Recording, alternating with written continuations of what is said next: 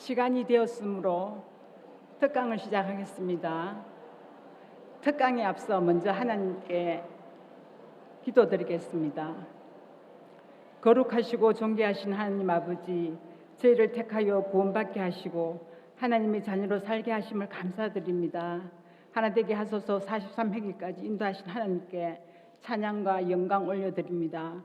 이번 집회를 통하여 하나님의 크신 계획과 뜻이 이루어지며 대구의 모든 교회들이 교단과 교파를 초월하여 성령으로 하나 되게 하시고 대구의 복음화가 하루속히 이루어져 대구가 거룩한 성시와 도시가 되게 하시며 젊은 다음 세대가 예배자로 우뚝 세워지게 하옵소서. 이번 집회를 통하여 은혜의 말씀으로, 워십으로, 특강으로, 간정으로 말씀 선포될 때 우리의 심령을 울리고 영혼을 새롭게 하는 놀라운 은혜가 있게 하여 주시옵소서. 이 시간 특강해 주실 홍순철 교수님, 간증해 주실 또 박요한 목사님 강권적으로 역사하셔서 은혜의 말씀이 되게 하옵소서. 우리를 구원하시고 내게 능력 주신 자 안에서 우리를 통하여 일하실 하나님을 기대하며 이 모든 말씀 우리 주 예수 그리스도 이름으로 기도드리옵나이다. 이 시간에 특강 시간입니다. 저희들에게 귀한 강의를 해주실 분을 소개하겠습니다. 고려대 의대 산부인과 교수이시고 성산 생명윤리연구소 소장으로 섬기고 계시는 홍순철 교수님은 사랑과 회복을 전하는 생명사역자입니다. 기독교적 생명관을 바탕으로 상처받은 가정의 회복을 돕고 우리 사회에 팽배한 생명경시풍조의 경각심을 울리며 따뜻한 생명사랑 문화를 정착시키는 데 헌신해 오고 계십니다. 오늘 특강을 통하여 우리 주님 예배하신 은혜가 우리 모두에게 임하는 귀한 시간 되시길 바라며 교수님 나오실 때 큰 박수로 환영해 주시기 바랍니다.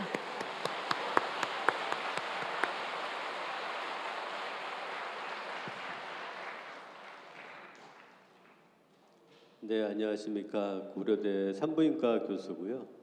성산 생명윤리연구소를 섬기고 있습니다. 성산 생명윤리연구소는 성산은 장기려 박사의 호입니다. 생명사랑을 실천하셨던 의사시면서 그 생명운동을 주도하셨던 고 장기려 박사를 기려서 오늘날 이 땅에 생명운동을 지속하자. 우리나라가 너무 많은 분들이 자살로 죽고 또 아니면은 요즘에는 안락사라는 아름다운 이름을 붙이는데 그 안락사는 조력자살입니다. 살인이기도 하고요, 자살이기도 하고요. 절대 해서는 안 될 그런 법을 만드는 걸 성산생명윤리연구소에서 반대하고 있고요. 요즘에는 또 아기 뱃속에 있는 아기를 죽이는 법을 만들자. 이게 여성의 권리다라고 주장하는 그룹들이 일부 있습니다. 그분들의 안타까운 마음은 이해하지만 그럼에도 불구하고 뱃속의 아기는 하나님이 우리에게 선물하신 새로운 생명이고 하나님의 형상을 그대로 갖고 있는 우리랑 똑같은 사람입니다. 그래서 오늘은 태아 생명에 대한 얘기를 하고자 합니다. 사실은 강의 제목을 이렇게 태아 생명 윤리라고 했지만 하나님은 이렇게 윤리라는 표현은 우리 시대, 우리 현재를 살고 있는 우리 사회에 필요한 우리가 공통으로 갖고 있는 생각이 윤리라고 하는 반면에 하나님은 성경의 말씀으로 저희에게 주셨습니다. 뭐라고 주셨냐면 살인하지 마라. 10계명이 살인하지 마라. 뱃속에 아기를 죽이는 것은 살인일 수 있습니다. 사실은 되게 무거운 주제일 수 있습니다. 사실은 우리는 예수 그리스도의 십자가에서 새롭게 태어난 저희 죄를 사함을 받은 모든 성도이지 않습니까? 믿습니까, 여러분? 네.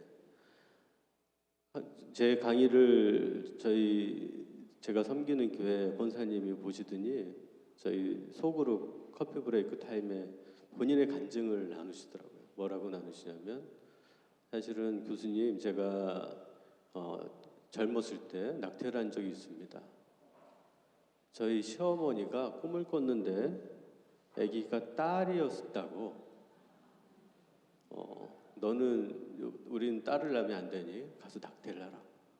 이 말에 가서 시어머니 명을 걸을 수 없어서 가서 아기를 낙태라고 했답니다. 저는 사실은 이 권사님의 간증이 그 여러 명 같이 모여 있는 젊은 사람들이 있는데 그 간증을 나누셨어요. 사실 한편으로는 슬프기도 하지만 너무 감사했습니다. 이제는 저희가 과거에 대해서 드러나야 될 때고 예수 그리스도의 십자가로 새롭게 사함을 받고 새롭게 태어난 자로서 다음 세대가 똑같은 실수를 해서는 안 되게끔 저희가 인도해야 되는 리더이면서 각각의 하나님께서 주어주신 말씀을 따라 다음 세대를 지도하고 도와주고 해야 되는 아주 중요하신 분들이 여기 다 모이셨습니다. 강의를 시작할까요? 만약에 여러분들이 우리가 삶이 5일이 남아있다면 어떤 삶을 살고 싶나요? 우리 맨 앞에 권사님 잠깐만 들어볼까요? 5일 남았습니다. 5일 남았어요. 잘 편안하게 얘기하세요. 기쁘게 살고 싶습니다. 네, 아마도 하나님의 말씀 속에서 기쁜 삶을 살고 싶으신 것 같습니다. 그냥 인간적인 삶을 산다라면 어떤 삶을 살고 싶을까? 그런데 우리에게 5일 남았는데 자녀가 와서 5일뿐이 못 사니까 이제 삶을 좀 정리해 주시면 좋겠습니다. 어차피 5일 있다 죽을 건데 뭐 이렇게 연연하게 의료비 많이 들어가게 하십니까? 하면은 내가 저 낳은 애가 저가 자식인가 이런 생각이 들지 않겠습니까? 근데 사실은 뱃속의 아기가 만약에 5일만 태어나서 5일뿐이 못 산다 그러면 여러분들은 뭐라 그러요? 어차피 5일뿐이 못 사니 일단 그냥 낙태하는 게 어떻겠냐 이렇게 말씀하실 건가요? 사실은 상당한 고민이 될 겁니다. 태어나서 5일뿐이 못 산다. 사실은 문혜아라는 아기, 문혜아는 태어난다면 오래 못 삽니다. 옛날에는 우리 경제가 막 발달할 때는 경제적인 것만을 생각했어요. 왜냐하면 생산성이 있는 사람들은 살 가치가 있고 생산성이 없는 사람들은 살 가치가 없다는 생각들을 많이 하고 있었습니다. 사회에 나와서 사회에 기여하고 사회 경제 발전에 기여할 사람은 살 가치가 있고 사회 경제 발전에 경제력에 도움이 되지 못하는 사람들은 살 가치가 없고 전쟁터에서 전쟁을 잘할 사람은 살 가치가 있고 팔다리 다쳐갖고 전쟁에서 전쟁을 수행할 수 없는 사람들은 존중받지 못하는 경제가 전쟁처럼 돌아가는 시대를 우리는 살아왔습니다. 근데 지금도 그런가요? 이제 여러분들이 경제 생활이 다 끝나고 경제 능력이 젊은 사람들하고 경제력이 없는데 경쟁력이 없는데 젊은 사람하고 똑같이 젊었을 때 많이 기여를 하셨지만 근데 이제 5일 남았다 그랬더니 경쟁력이 없으니 의료비 많이 쓰시지 마시고 삶을 정리해 주셨으면 좋겠습니다. 이런 말을 누군가가 한다면 많이 가슴이 아플 겁니다. 이 문혜아에게는 사실은 태어나서 보통은 한 달 이내를 살 수 없습니다. 그런데 어떻게 보면 다행인 게 뱃속에 10달의 삶은 살 수가 있어요. 뱃속에서 엄마하고 아빠하고. 밖에 나와서 생산성을 기여하지 못하면은 죽어야 되는가? 우리가 이런 고민에 답을 해야 되는 시대를 살고 있습니다. 이 문혜아에게는 보통은 대학병원까지 오지 않는데 이건 아기의 모습이에요. 태어난 직후에 우리 소아과 선생님들이 사진을 찍은 건데 대학병원에 온 이유는 쌍둥이였어요. 쌍둥이였고 한 아기는 건강한 아기였고 한 아기는 문혜아 아기였는데 이제 아빠가 산부인과 의사에게 요구를 합니다. 첫 번째, 건강한 아기만을 살려주십시오. 두 번째, 문혜아에게는 의료비가 안 들어가게 해주십시오. 치료하지 말아달라는 거죠. 한 가지 더 요구를 했거든요. 세 번째, 엄마가 그 문혜아에게는 보지 않았으면 좋겠습니다.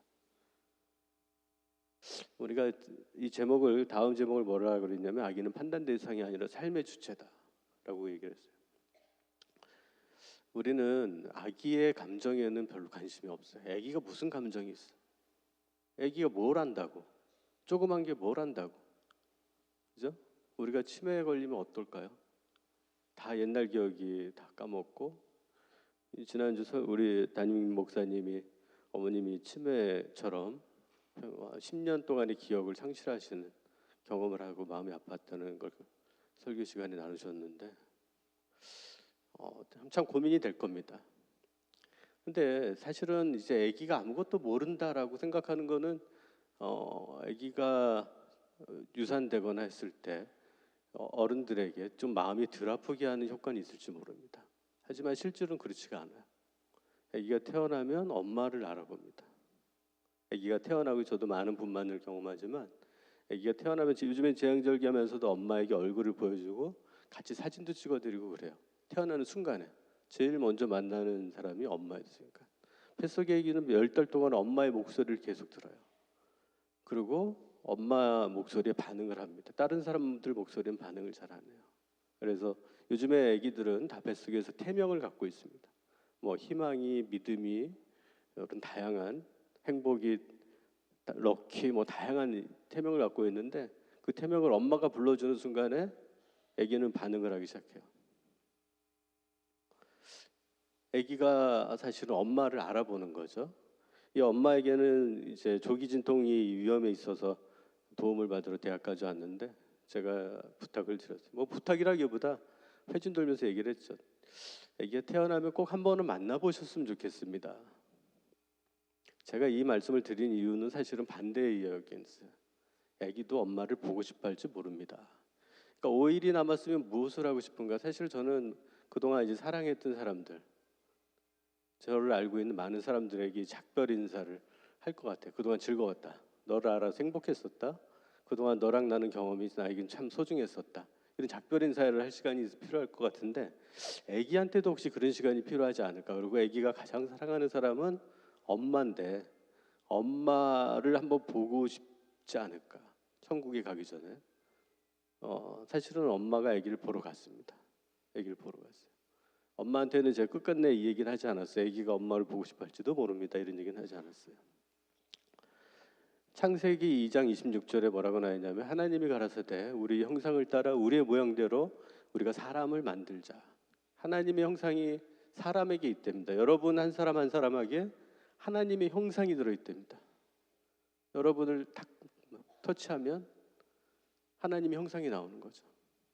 하나님은 우리에게 하나님의 형상을 주셨습니다. 이제 몇 가지 에피소드를 소개할 텐데 모세가 출생하기 전에 요셉이 애굽의 총리를 잇고 많은 시간이 지나면서 이제 애굽의 왕은 이 시대 요셉이 총리를 했던 시대를 다 잊어버리고 다만 이 유대 족속들이 사람이 너무 많아지니까 걱정을 하기 시작합니다. 그러면서 이 좀 핍박을 해야 되겠다, 아니면 통제를 해야 되겠다는 생각에 이런 명령을 하기 시작합니다. 제가 먼저 읽을 테니까 색깔 읽는 거 여러분들 읽어주세요. 애굽 왕이 히브리 산파 십부라라 하는 자와 부하라 하는 자에게 일러 가로되 너희는 히브리 여인을 위하여 조산할 때 살펴서 남자여든 죽이고 여자여든 그는 살게 두라.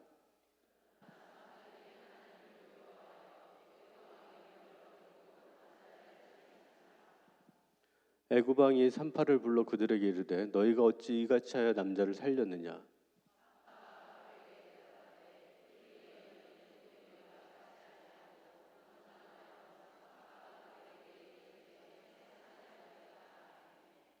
하나님이 그 산파들에게 은혜를 베푸시니라. 백성은 생육이 번성하고 힘이 강대하여 같이 읽겠습니다. 산파는 하나님을 경외하였으므로 하나님이 그들의 집을 왕성케 하신지라. 하나님을 경외하는 자들에게는 하나님이 복을 주십니다. 아마 여기 있는 모든 분들께 하나님의 복이 그동안 넘쳤고 앞으로도 넘칠 거라고 믿습니다. 두 번째 에피소드는 예수님이에요. 예수님은 태아로 뱃속에 아기로 오셨습니다. 제가 읽겠습니다. 마태복음 1장 18절에서 25절 말씀입니다. 예수 그리스도의 나심은 이러하니라. 그 모친 마리아가 요셉과 정혼하고 동거하기 전에 성령으로 잉태된 것이 나타났더니 그 남편 요셉은 의로운 사람이라 저를 드러내지 않고 가만히 끊고자 하여. 끊고자 한다는 것은 그냥 이혼한다는 뜻입니다. 이혼한다. 왜냐하면 동침하지 않았는데 자신 약혼녀가 임신을 해서 왔는데 이걸 어떻게 받아들여야 될 건가? 이 일을 생각할 때 주의 사자가 현몽하여 가로되 다윗의 자손 요셉아 내 아내 마리아 데려오기를 무서워하지 말라. 저에게 잉태된 자는 성령으로 된 것이다. 아들을 낳으리니 이름을 예수라 하라. 그가 자기 백성을 저의 죄에서 구원할 자이심이라 하니라. 근데 만약에 여기서 요셉이 만약에 마리아를 이혼을 했다면 어떻게 됐을까? 당시 법을 보면 이렇게 돼 있습니다. 신명기 22장 23절 24절에 보면 처녀인 여자가 남자와 약혼한 후에 어떤 남자가 그를 성읍 중에서 만나 통간하면 너희는 그들을 둘 다 성읍 문으로 끌어내고 그들을 돌로 쳐 죽일 것이니. 이게 당시에는 낙태라는 게 없었고 엄마를 죽이는 게 낙태였습니다. 어떻게 됐을까요? 뱃속에 예수님이 만약에 요셉이 이혼을 했다면 예수님이 이런 구원의 역사가 이루어질 수 없는 아주 충격적인 상황이 될 겁니다. 세 번째 에피소드는 세인 마이클 헤일이라는 얘기예요. 저도 학회를 가면서 이렇게 이 기사를 봤어요. 2014년도에 세인 마이클 헤일리가 태어났다. 이 이야기는 한 4시간밖에 살지 못했는데 이 이야기는 문해아 얘기였어요. 아까랑 똑같은 얘기였어요. 문해아 얘기였어요. 이제 산부인과 의사는 얘기합니다. 태어나서 오래 살 수 없으니 아기를 낙태하십시오. 그랬더니 이분은 뭐 기독교는 아니고 천주교인이었어요. 엄마 아빠가. 아기가 뱃속에서 10달은 살아있다는 건가요? 그럼 저희는 임신을 유지하겠습니다. 그러고 나서는 버킷리스트를 작성해요. 뱃속에 아기하고 10달 동안 같이 생활하면서 할 수 있는 것들, 야구장도 가고 해변도 걷고 맛있는 레스토랑에 가서 식사도 하고 이런 것을 작성하면서 우리 페이스북이나 이런 데다가 동료들한테 우리 아기가 오래 못 산댄다. 기도 부탁드립니다. 뭐 이런 거를 공유하기 시작해. 그랬더니 주변에 많은 사람들이 너희 가정, 너희 삶들을 응원한다.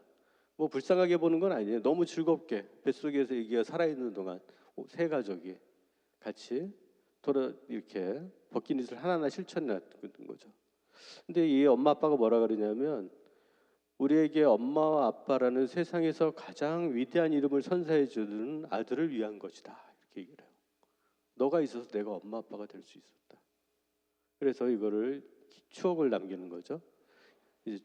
이제 많은 분들이 이 두 분의 삶을 격려하니까 이제 팔로워들이 생기기 시작했어요. 약 100만 명 가까운 95만 명이 팔로워가 생겼고 그 친구 중에 한 명이 기자가 있어서 너희 내용을 기사로 써도 되겠니? 그래서 기사로 썼던 게 제가 이제 봤던 내용인 것 같아요. 근데 우리는 사실 세상적으로만 먼저 좀 보면 이기적이지 않습니까? 누구나 다 이기적인데 세상적으로 다 보면서 그때 저도 이제 젊은 의사로서 좀 놀랐어요. 이 기사를 보고. 왜냐하면 당시에는 문의하는 대학병원에 오지 않는 애기였고 그럼에도 불구하고 이 기사를 보고 놀랬던 거는 자 우리가 의학적으로 좀 이기적으로 한번 생각해보자. 임신 20주 전후로 해서 낙태하는 것과 임신 저렇게 막달에 자연분만하는 것 중에 여성 건강이 어떤 것이 좋은가? 이 후반이 훨씬 여성 건강이 몸에 좋아요? 그럼 왜 여성들은 그동안 아기가 오래 못 산다고 낙태를 했던 건가? 두 번째, 임신 20주에 저렇게 아기를 낙태하는 것과 임신 후반기에 저렇게 정상적으로 만나서 정상적인 이별을 하는, 온 가족이 보는 앞에서 이별을 하거든요. 뒤에 보면은 이렇게 이별합니다. 온 가족이 보는 앞에서. 이 아기를 한 명의 가족으로 받아들였던 거죠. 그것과 이 여성이 앞으로 가져야 될 책임, 아니면 죄책감, 앞으로 삶을 살아가야 될 자신의 자녀에 대한 기억, 이게 어떤 것이 심리적 충격이 덜할까? 이 후반이 너무 성숙한 거예요. 아이들과 이렇게 온전히 만나고 온전하게 헤어지는 과정. 근데 왜 우리는 그동안 사회 경제적 이유로 아니면은 생산성이 부족하다는 이유로 아기를 죽이는 선택을 했었던가? 생산성이 없는 아기들은 죽여야 되는가? 이 사회에서 소위 말하는 성공하지 못하는 아기들은 죽어야 되는 아기들인가? 이 네 번째 에피소드였어요. 이 네 번째 에피소드는 30살에 당시에는 2019년 이전이었기 때문에 2019년도에 우리 헌법재판소에서 이제 낙태 여성의 권리를 일부 존중해서 법을 새로 만들어라. 일정 기간은 낙태를 할 수 있고 일정 기간 이후는 낙태를 못하는 법을 만들어라 하는 헌법 불일치 판결을 했습니다. 근데 헌법 불합치 판결을 했는데 그 전에 이제 낙태는 뱃속에서 심장이 뛰는 아기를 죽이는 것은 죄다라는 식이었어요. 근데 이 부부는 30살이었는데 이제 뱃속에 혹이 너무 커졌어요. 자궁 근종이 너무 커졌어요. 임산부처럼 배가 나올 정도로 혹이 커져서 이제 부인과 종양 전문하는 교수님께서 자궁을 띄기로 마음을 먹고 입원을 했어요. 근데 수술하기 전날 항상 초음파를 보거든요, 산부인과에서. 근데 이게 놀랍게도 가운데 전체가 근종인데 오른쪽 끝에서 아기 심장이 폴딱 폴딱 폴딱 뛰고 있어요. 이분은 30살에 결혼을 해서 40살 10년 동안 아기를 원했지만 안 생겼던 분이에요. 그리고 근종은 많이 커졌어요. 어떻게 보면은 저에게 의뢰가 왔어요. 저는 고위험 산모를 전문으로 하는 의사니까. 근데 저도 이렇게 큰 근종은 처음 봐요. 예후가 어떨지 모르겠어요. 왜냐하면 뱃속 전체를 근종이 채우고 있고 지금 아기는 심장이 살짝 뛰고 있는데 엄마 아빠하고 얘기를 했죠. 저도 예후가 어떻게 될지는 모르겠습니다. 하지만 한번 최선을 다해 봅시다. 이 당시에는 아기를 죽이면 심장이 뛰는 아기를 죽이면 이건 죄다라는 법이 있을 때였어요. 그렇기 때문에 아마 저한테 연락이 왔겠죠. 그에게 이 얘기예요. 하나님이 하시는 일은 너무 놀랍습니다. 우리 인간적인 머리로는 이게 가능할까? 이게 가능할까? 뱃속에 근종을 꽉 차 있는데 이 아기가 자랄 수 있을까? 근데 놀랍더라고요. 이 근종이 아기한테 자리를 양보해요. 오른쪽 간을 따라서 간 위치를 따라서 이렇게 자리를 잡아요. 이 얘기를 어떻게 분만할 수 있을까? 근종이 가득 차 있네. 좀 특수한 방법으로 하자. 여러 가지 산부인과 의사들도 새롭게 처음 해보는 일들을 이제 머릿속으로 기획을 하고 아주 특수한 방법으로 제왕절개를 해서 아기를 꺼내고 아기는 아주 건강해요. 근데 놀라운 일이 있어요. 어떤 일이 있냐면 아까 세인 마이클 헤일리도 그렇고 이 아기도 그렇고 이 아기는 나율이라는 아기인데 이 엄마가 산전진찰을 하면서 저희 10달 동안 외래로 오시는데 한 번도 웃지 않아요. 어떤 표정이냐 한 표정을 짓고 있어요. 이 엄마 아빠는 10년 동안 아기를 원했던 거지만 이 아기가 과연 유지가 가능할까? 진짜로 이게 가능한 거야? 진짜로 아기가 살 수 있는 거야? 한 번도 엄마 아빠가 웃지 않아. 그런데 아기가 태어난 다음에 엄마 아빠가 올 땐 매일 웃어요. 이 웃음의 이유는 뭘까? 산부인과 의사를 하면서 어떤 생각을 하냐면 우울증 약을 먹거나 신경정신과 약을 먹는 분들이 임신 중에 약을 좀 줄이거나 끊는 분들이 많습니다. 그런데 이제 분만을 했으면은 다시 약을 드셔야 되는데 약을 안 드시는 분들이 너무 많아요. 왜 이렇게 안 드시나? 봤더니 제가 약을 먹으러 저는 약을 처방하는 사람들이 아닌데 정신과 의사가 아니기 때문에 보니까 이제 아기를 육아하느라고 바빠서도 약을 빼먹기도 하고 또 모유수유하느라고 약을 빼먹기도 하고 근데 더 중요한 이유가 있어요. 저 아기 표정이에요. 아기가 저렇게 엄마 아빠를 위해서 항상 웃어주니 엄마 아빠가 어떻게 안 웃을 수가 있겠습니까? 우리는 항상 일방적으로 생각을 해요. 어떤 생각을 하냐면 내가 너한테 뭘 준다. 근데 내가 아기한테서 뭘 받는다. 자녀한테서 뭘 받는다. 그 받는 것이 물건이나 돈이 아니라 이런 기쁨을 받고 웃음을 받고 행복을 받고 희망을 받고 이런 서로 간의 교감을 받고 이런 것을 받는 것을 생각을 하지 않아요. 이 주인공이 누군가요? 산파였나요? 아니면 모세였나요? 저렇게 태어나서 모세는 저렇게 출생을 했습니다. 산파는 하나님을 경외했기 때문에 태어난 생명을 죽일 수 없었어요. 그 아버지 요셉이 주인공인가요? 아니면 뱃속에 태아 예수가 주인공인가요? 아니면은 그 엄마 아빠 10달 동안의 문혜아 아기를 임신을 유지했던 그 엄마 아빠가 주인공인가요? 100만 명의 팔로워는 엄마 아빠의 팔로워일 수도 있지만 저 세인이의 팔로워일 수도 있다. 엄마 아빠는 나중에 고백합니다. 네가 너무 자랑스럽다. 네가 몇십 년 동안 아니면 어떤 사람이 해낼 일보다도 더 많은 일을 100만 명 가까운 사람한테 생명이 얼마나 소중한 것인가를 전해줄 수 있는 너는 그러한 역할을 해냈다. 비록 4시간을 살았지만 저 엄마 아빠가 주인공은 나유리가 주인공이에요. 사실은 엄마 아빠를 완전 변화시킬 수 있었던 건 나유리예요. 우리 뱃속의 아기는 그냥 대상이 아닙니다. 일방적으로 엄마 아빠나 어른들이 무엇을 해주는 대상이 아니라 우리 다음 세대의 주인공이고 그런 주체인 거죠. 미국에 갔더니 그러니까 두 종류의 교회가 있어요. 이민 1세대 교회가 있어요. 비슷한 연령대 지금 여러분들하고 비슷한 연령대 교회인데 젊었을 때 많은 이민을 가서 교회에서 같이 생활했던 분데 문제는 다음 세대 자녀 세대가 교회에 오지 않는 한 교회가 있고요. 어떤 느낌이냐면 이 교회는 이제 조만간 없어지겠구나. 젊은 사람들이 예배 오지 않는구나. 어떤 한 세대는 다른 교회 갔더니 그 젊은 세대들이 너무 막 넘쳐나요. 이게 어떻게 가능하냐 그랬더니 목사님이 그러더라고요. 교회가 어려웠었는데 결단을 했다. 어떤 결단을 했냐? 젊은 사람들을 위한 성전을 새로 만들었다. 이제 한국어로 설교 1세대는 한국어로 설교하는 게 익숙한데 이민 1.5세대, 2세대는 영어로 설교하는 게 익숙한 세대여서 영어 설교하는 젊은 세대를 위한 교회를 옆에다 성전을 하나 더 만든 거예요. 동시에 주일날 동시에 영어 설교가 원하는 젊은 세대들을 위해서 거기는 이제 같이 이제 식사 자리에는 젊은 어른들과 젊은 사람들이 넘쳐나는데 이게 우리 교회도 그렇고 우리 사회도 그렇고 지역으로 보면은 대구가 제일 좋아요. 제가 보기엔 젊은 사람들이 되게 많아요. 여기는 희망이 있다. 대구는 희망이 있다. 그 두 번째로 드리고 싶은 말씀은 태아는 과연 사람인가? 우리가 사람이라면은 하나님의 법으로 따라서 살인하지 말라라는 대상입니다. 태아는 사람인가? 이 앞에 있는 사진은 초음파 사진이에요. 옛날에는 아기를 초음파 기법이 발달하지 않아서 잘 볼 수가 없었어요. 그래서 뱃속의 아기는 뭐 사람이 아니라 그냥 세포야. 이런 말을 누군가 하면 진짜로 세포야? 라고 믿는 사람들도 있었어요. 그런데 지금 10주 3일 쌍둥이 아기를 이렇게 초음파 사진을 딱 찍으면 어떠신 거예요, 여러분? 머리도 있고 팔다리도 있고 몸도 있고 다 있나요?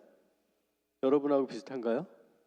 네. 10주뿐이 안 됐어요. 10주라는 건 이제 2달, 3개월도 안 된 아기예요. 우리랑 똑같은 모습입니다. 저 아기를 보고 어떻게 사람이니 아니니 논할 수가 있어요. 볼 것도 없이 사람이죠. 요한복음의 1장 4절 5절에 그러시죠. 그 안에 생명이 있었으니 이 생명은 사람들의 빛이라. 빛이 어둠의 빛이 되어 어둠이 깨닫지 못하더라. 예수 그리스도 안에는 생명이 있습니다.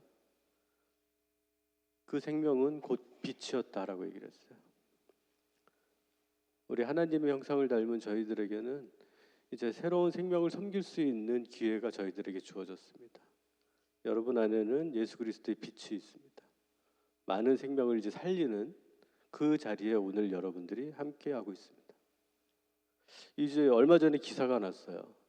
36주 아기를 낙태했는데 이 여성이 브이로그를 찍었어요. 스스로 유산 과정을 쭉 찍어갖고 이제 브이로그라는 걸 올렸어요. 그랬더니 사회가 난리가 났어요. 이게 가능하냐? 이게 조작된 거 아니냐? 그래 막 조작됐다 그러고 그랬어요. 그래서 제가 산부인과 의사니까 연락이 왔어요. 저도 영상을 이렇게 한번 봤거든요. 깜짝 놀랐어요. 이거 사실인 거예요. 제가 보기엔 사실이에요. 그 당시에는 이제 조작됐다는 얘기는 많이 있어요. 그리고 저 영상이 그대로 있었는데 아기가 양수도 적어. 빨리 아기를 태어나서 아기를 도와줘야 되는데 산부인과 의사 입장에서는 양수가 적으니까 빨리 아기를 태어나서 아기를 살려야 되는데 근데 어쨌든 저 아기는 세상의 빛을 보지 못했어요. 그래서 특정 병원에 가서 낙태한 경험을 이 여성이 쭉 올린 거. 근데 이제 그 다음 날 이제 기사로 인터뷰가 들어와서 이 영상이 사실인가요? 아니면 조작된 건가요? 뭐 이렇게 저한테 인터뷰한 너무 충격적입니다. 이거는 실제 그 상황이 그대로 전달된 것 같습니다. 그랬더니 그 다음 날 기사가 막 났더라고요. 산부인과 의사가 이 영상은 조작이 아니라고 얘기했다. 아니 저는 그게 기사가 될 줄은 몰랐어요. 그러고 나서 이제 경찰이 조사가 들어갔죠. 이게 사실인지 아닌지. 그랬더니 이제 사실로 밝혀졌고 해당 병원과 해당 의사가 처벌을 받았어요. 근데 좀 충격적인 게 있어요. 거의 12억에 해당하는 과징금을 이 해당 병원에 부과하게 되는데 법원이 그 이유인즉슨 이렇게 사망한 아기가 수백 명이라는 거예요. 그로부터 얻은 이익이 부당하다기 때문에 과징금을 부과한다. 그러니까 그 한 병원에서만 수백 명의 아기가 이미 사망을 한 거죠. 세상의 빛을 보지 못하고. 2019년도에 헌법 브리치 판결이라는 게 있었습니다. 아직도 우리나라에는 헌법 브리치 판결은 법을 새로 만들라라는 요구예요. 헌법재판소에서 국회에 새 법을 새로 만들어라. 당시에 이제 임신한 여성의 자기결정권이 과도하게 제한된다라는 의견을 받아들인 거죠. 또 동시에 태아의 생명권 보호를 어떻게 해야 될 거냐. 이걸 조율하는 법을 만들어라. 근데 지금 법이 없어요. 근데 그 당시에 헌법재판소의 판결을 보면 이 아기도 뱃속의 아기도 헌법 제10조에 태아의 생명을 보호하는 의미가 있다. 인간으로서 존엄과 가치를 선언한 헌법 10조에서 태아 생명 보호를 추구해야 된다 이렇게 얘기를 하고 있어요. 헌법 10조는 뭐냐면 행복 추구권이에요. 행복을 추구할 수 있는 권리 중에 가장 중요한 건 생명권인 거죠. 우리는 인간으로서 존엄과 가치를 갖고 있고 생명을 유지할 권리, 너무 당연한 건데 우리의 생명을 다른 사람이 와서 죽이지 못하는 권리, 이게 행복 추구권인데 뱃속의 아기도 그 권리를 갖고 있다는 거죠. 국제적으로 보면은 세계 인권 선언에서 모든 사람은 생명을 가질 권리, 이게 너무도 당연한 거예요, 그렇죠? 시민 정치적 권리에 관한 국제규약에서는 사형 선고는 임산부에 대해서는 집행돼서는 안 된다. 왜냐 뱃속의 아기는 죄가 없기 때문에 임신, 출산 때까지는 법이 집행돼서는 안 된다. 아동 권리협약에서도 태어나기 이전부터 아기들은 법적 보호를 받아야 된다 이렇게 얘기를 하고 있어요. 사실은 헌법재판소의 2019년 판결을 보면은 그거는 미국을 따라간 거였어요. 미국은 1973년도에 여성의 일부 권리를 인정해서 로드웨이드란 판결을 하게 됩니다. 그때 여성의 일부의 경우에는 낙태를 허용할 수 있는 법을 만들어라라고 1973년도에 만들었었는데 2022년도에 그 법이 연방대법원은 미국의 우리나라 헌법재판소랑 같은 기관이거든요. 근데 이 법이 바뀝니다. 뭐라고 바뀌냐면 여성의 권리 중에 아기를 죽일 수 있는 권리는 없다. 아기와 엄마의 삶은 별개다라는 선언을 다시 해요. 당시에는 이제 헌법재판관들한테도 살해 위협이 막 옵니다. 그렇게 판결하면 죽여버리겠다. 그렇지만 이제 헌법재판소 재판관들은 뭐 본인의 생명을 걸고 본인의 의지대로, 본인의 소신대로 판결을 한 거죠. 성경에서는 그러면 뭐라고 돼 있나? 창세기 1장 26절에 하나님이 가라사대 우리 형상을 따라 우리의 모양대로 사람을 만들자. 그럼 이 사람이 언제부터인가? 태어난 이후부터인가? 뱃속부터인가? 시편 다윗의 시를 보면 139장 보면 주께서 내 장부를 지으시며 나이 못해서 나를 조직하셨나이다. 그죠? 뱃속에서부터 하나님께서 나를 지으셨다라고 다윗은 고백하고 있습니다. 마태복음에서 아까 본 것처럼 요셉아 내 아내 마리아 데려오기를 무서워 말라. 저에게 잉태되는 성령으로 된 것이니 아들을 낳으리니 이름을 예수라 하라. 예수님도 태아로 오셨습니다. 2년 전에 여기 한국에서 로잔 대회라는 게 있었어요. 전 세계 기독교인들이 우리가 실천해야 될 항목들이 무엇이 있는가? 거기에 이제 이런 문구들이 들어갑니다. 하나님의 아들이 하나님의 새로운 창조의 시작으로 동정녀 마리아의 태에서 인간이 되셨다. 태아로 이 세상에 오셨다 하는 것과 전 세계적으로 태아를 포함하여 자녀의 가치를 평가절하고 급격한 낙태의 증가로 이어진 것에 대해서 하나님은 슬퍼하고 계신다. 이런 내용들이 포함되어 있습니다. 의학적으로도 보면은 히포크라테스는 기원전 430년 전 사람인데 당시에 지금 이 히포크라테스의 선언은 지금도 유효합니다. 뭐라고 되어 있냐면 나는 인간의 생명을 수태된 때로부터 지상의 것으로 존중히 여기겠느라. 수태된 거라는 건 임신한 순간부터 정자와 난자가 만나서 수정된 순간부터 이 세상 최고의 것으로 여기겠다. 근데 진짜 태아가 사람인가?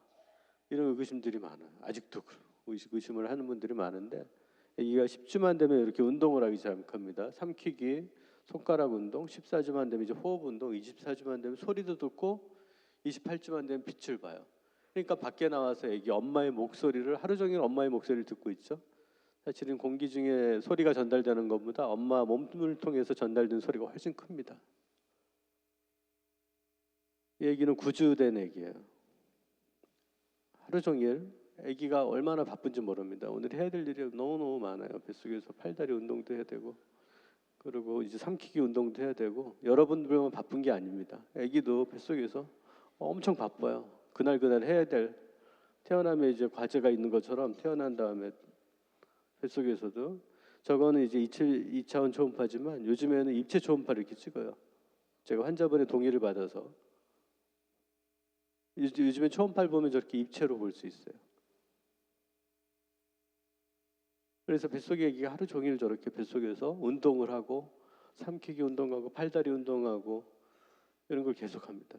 사실은 이게 환자분하고 대화도 들어있는데 소리는 안 들리네요. 요즘엔 저렇게 입체로 볼 수 있어요.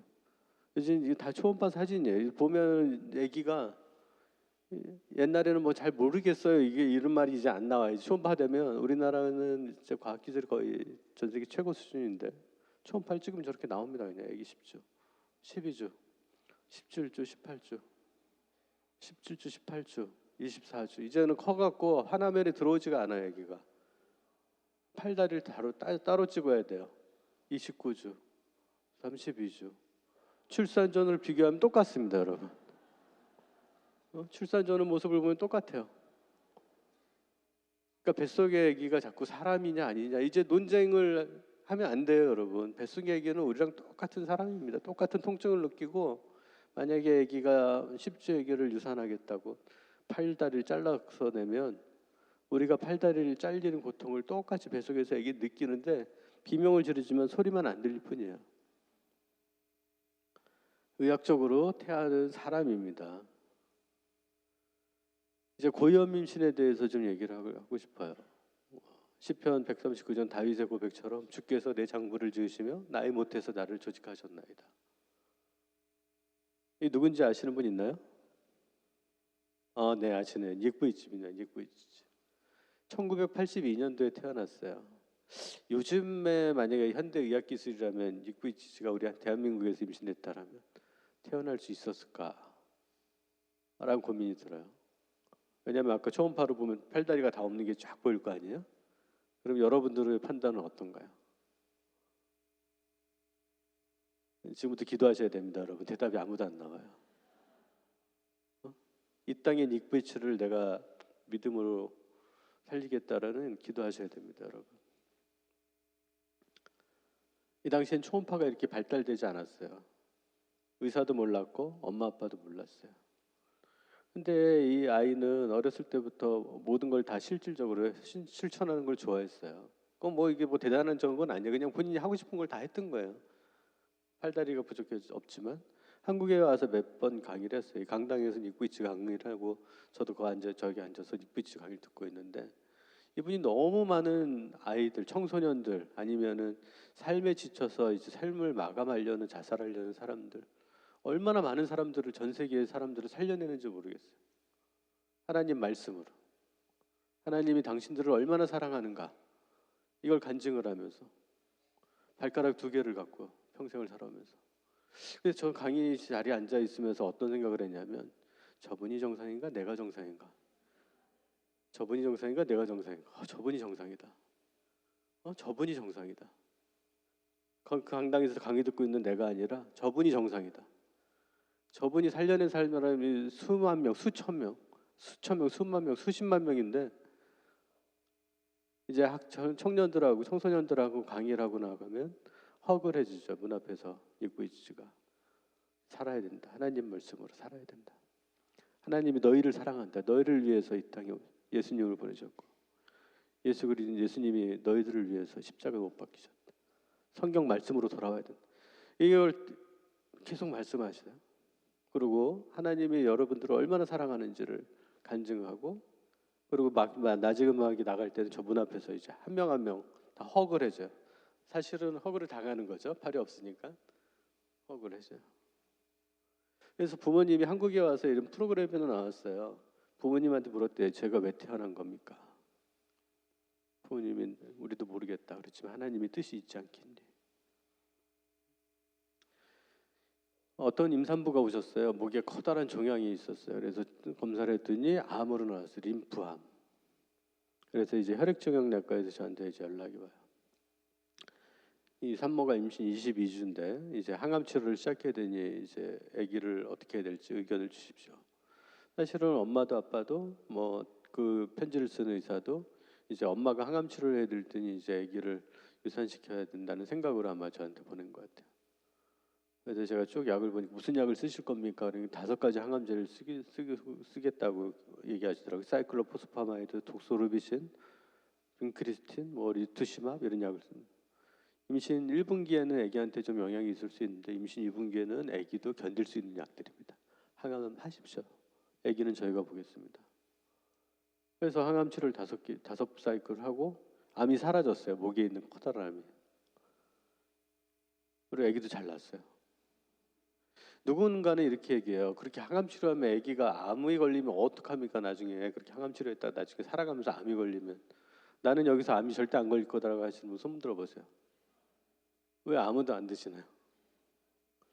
이제는 우리는 이제 모든 분들은 이젠 암도 받아들이셔야 돼요. 이제는 죽을 수 있는 생명이 이제 평균 수명이 90이 가까이 되면서 죽을 수 있는 방법이 두 가지뿐이 없어요. 심장마비로 죽거나 암으로 죽거나. 암은 이제 자연사예요. 이제 자연스럽게 받아들여야 되는 이제 마음의 훈련이 돼 있어야 될 텐데 그렇게 미래가 걱정되니 이 항암제를 쓸 수 없다. 근데 사실은 아기가 암이 될 위험도 없는 약들이에요. 그럼에도 불구하고 그런 우려를 하시는 분들이 많단 말이죠. 엄마는 건강하고 아기도 건강해요. 그리고 이후에 또 보면 출산을 또 한 번 했어요. 어떤 요즘에는 산모들의 나이가 많아지면서 당뇨, 고혈압 이런 기저질환, 만성질환을 갖고 있는 분들이 많습니다. 근데 이제 임신 중에 절대 먹으면 안 되는 약들이 있어요. 여기 보면 카데사탄, 이거 임신 중 절대 금기, X 이런 약들이에요. 이런 고혈압 약을 먹다가 어느 순간 딱 보니까 임신됐어요. 큰일 났다. 이제 저한테 연락이 제가 주로 전공이 발생 독성학이라 그래서 이제 약물이 아기한테 미치는 영향에 대한 것들에 대한 연구를 하는 사람. 이제 임신 중 절대 금기인 약을 먹었으니 이 아기를 낙태해달라는 뜻으로 오셨는데 그 파라스리라는 거 이제 아기가 3명이 있고 이번 4번째 아기예요. 딸이 3명이에요. 이 카데사탄 이제 약물 전문가인 저 입장에서는 이 약의 기전을 보면은 아기 콩팥에 작용해서 콩팥은 소변인을 만들어내는데 이 소변 양을 줄이고 그러면은 소변이 양수거든요. 그러면 뱃속에 양수가 줄어들고 양수가 적다 보면 아기가 이제 폐 발달도 잘 안 되고 팔다리도 엉클어들고 이런 이해상이 생기는 걸 이 약의 기전인데 이 환자분께는 근데 이 콩팥은 임신 8주 정도나 돼야 생기기 시작해요. 아직 양수 감소증이 전혀 안 생겨요. 그래서 이 환자분은 사실은 약만 바꾸세요. 그래. 뭐 제가 한 건 아무것도 없어요. 약만 바꾸세요. 임신 유지하세요. 이 약이 작용할 시기도 아니었고 그냥 임신 유지하시면 됩니다. 그래서 임신 유지했어요. 4번째 딸을 아주 이쁜 딸을 낳았어요. 그래서 연구를 해봤더니 약에 노출 임신 중에 약을 먹었던 분하고 약을 안 먹었던 사람하고 비교해봤더니 태아 기억률이 차이가 없어요. 근데 만약에 앞에 림프암도 그렇고 이 카데사탄이라는 약을 먹은 임산부도 그렇고 이 아기를 유산시켰다라면 아기는 둘 다 건강한데 유산시켰더라면 무엇 때문에 유산을 했을까? 뱃속의 아기는 엄마 아빠한테 얘기하고 있거든요. 엄마 나 잘 있어요. 나 건강하다니까요. 제발 좀 두려워하지 마시고 좀 임신을 참아주시면 안 되겠습니까? 유지해 주시면 안 되겠습니까? 근데 엄마 귀에는 안 들려. 아니야 너는 내가 지금 위험한 약을 먹었으니까 안 돼. 내가 항암 치료를 해야 되니까 안 돼. 그런 얘기를 하고 있어요. 만약에 이 얘기가 둘 다 낙태되었다라면 도대체 무엇이 이 얘기를 죽였을까? 무엇 때문에 이 얘기를 죽일 수밖에 없었을까? 두려움.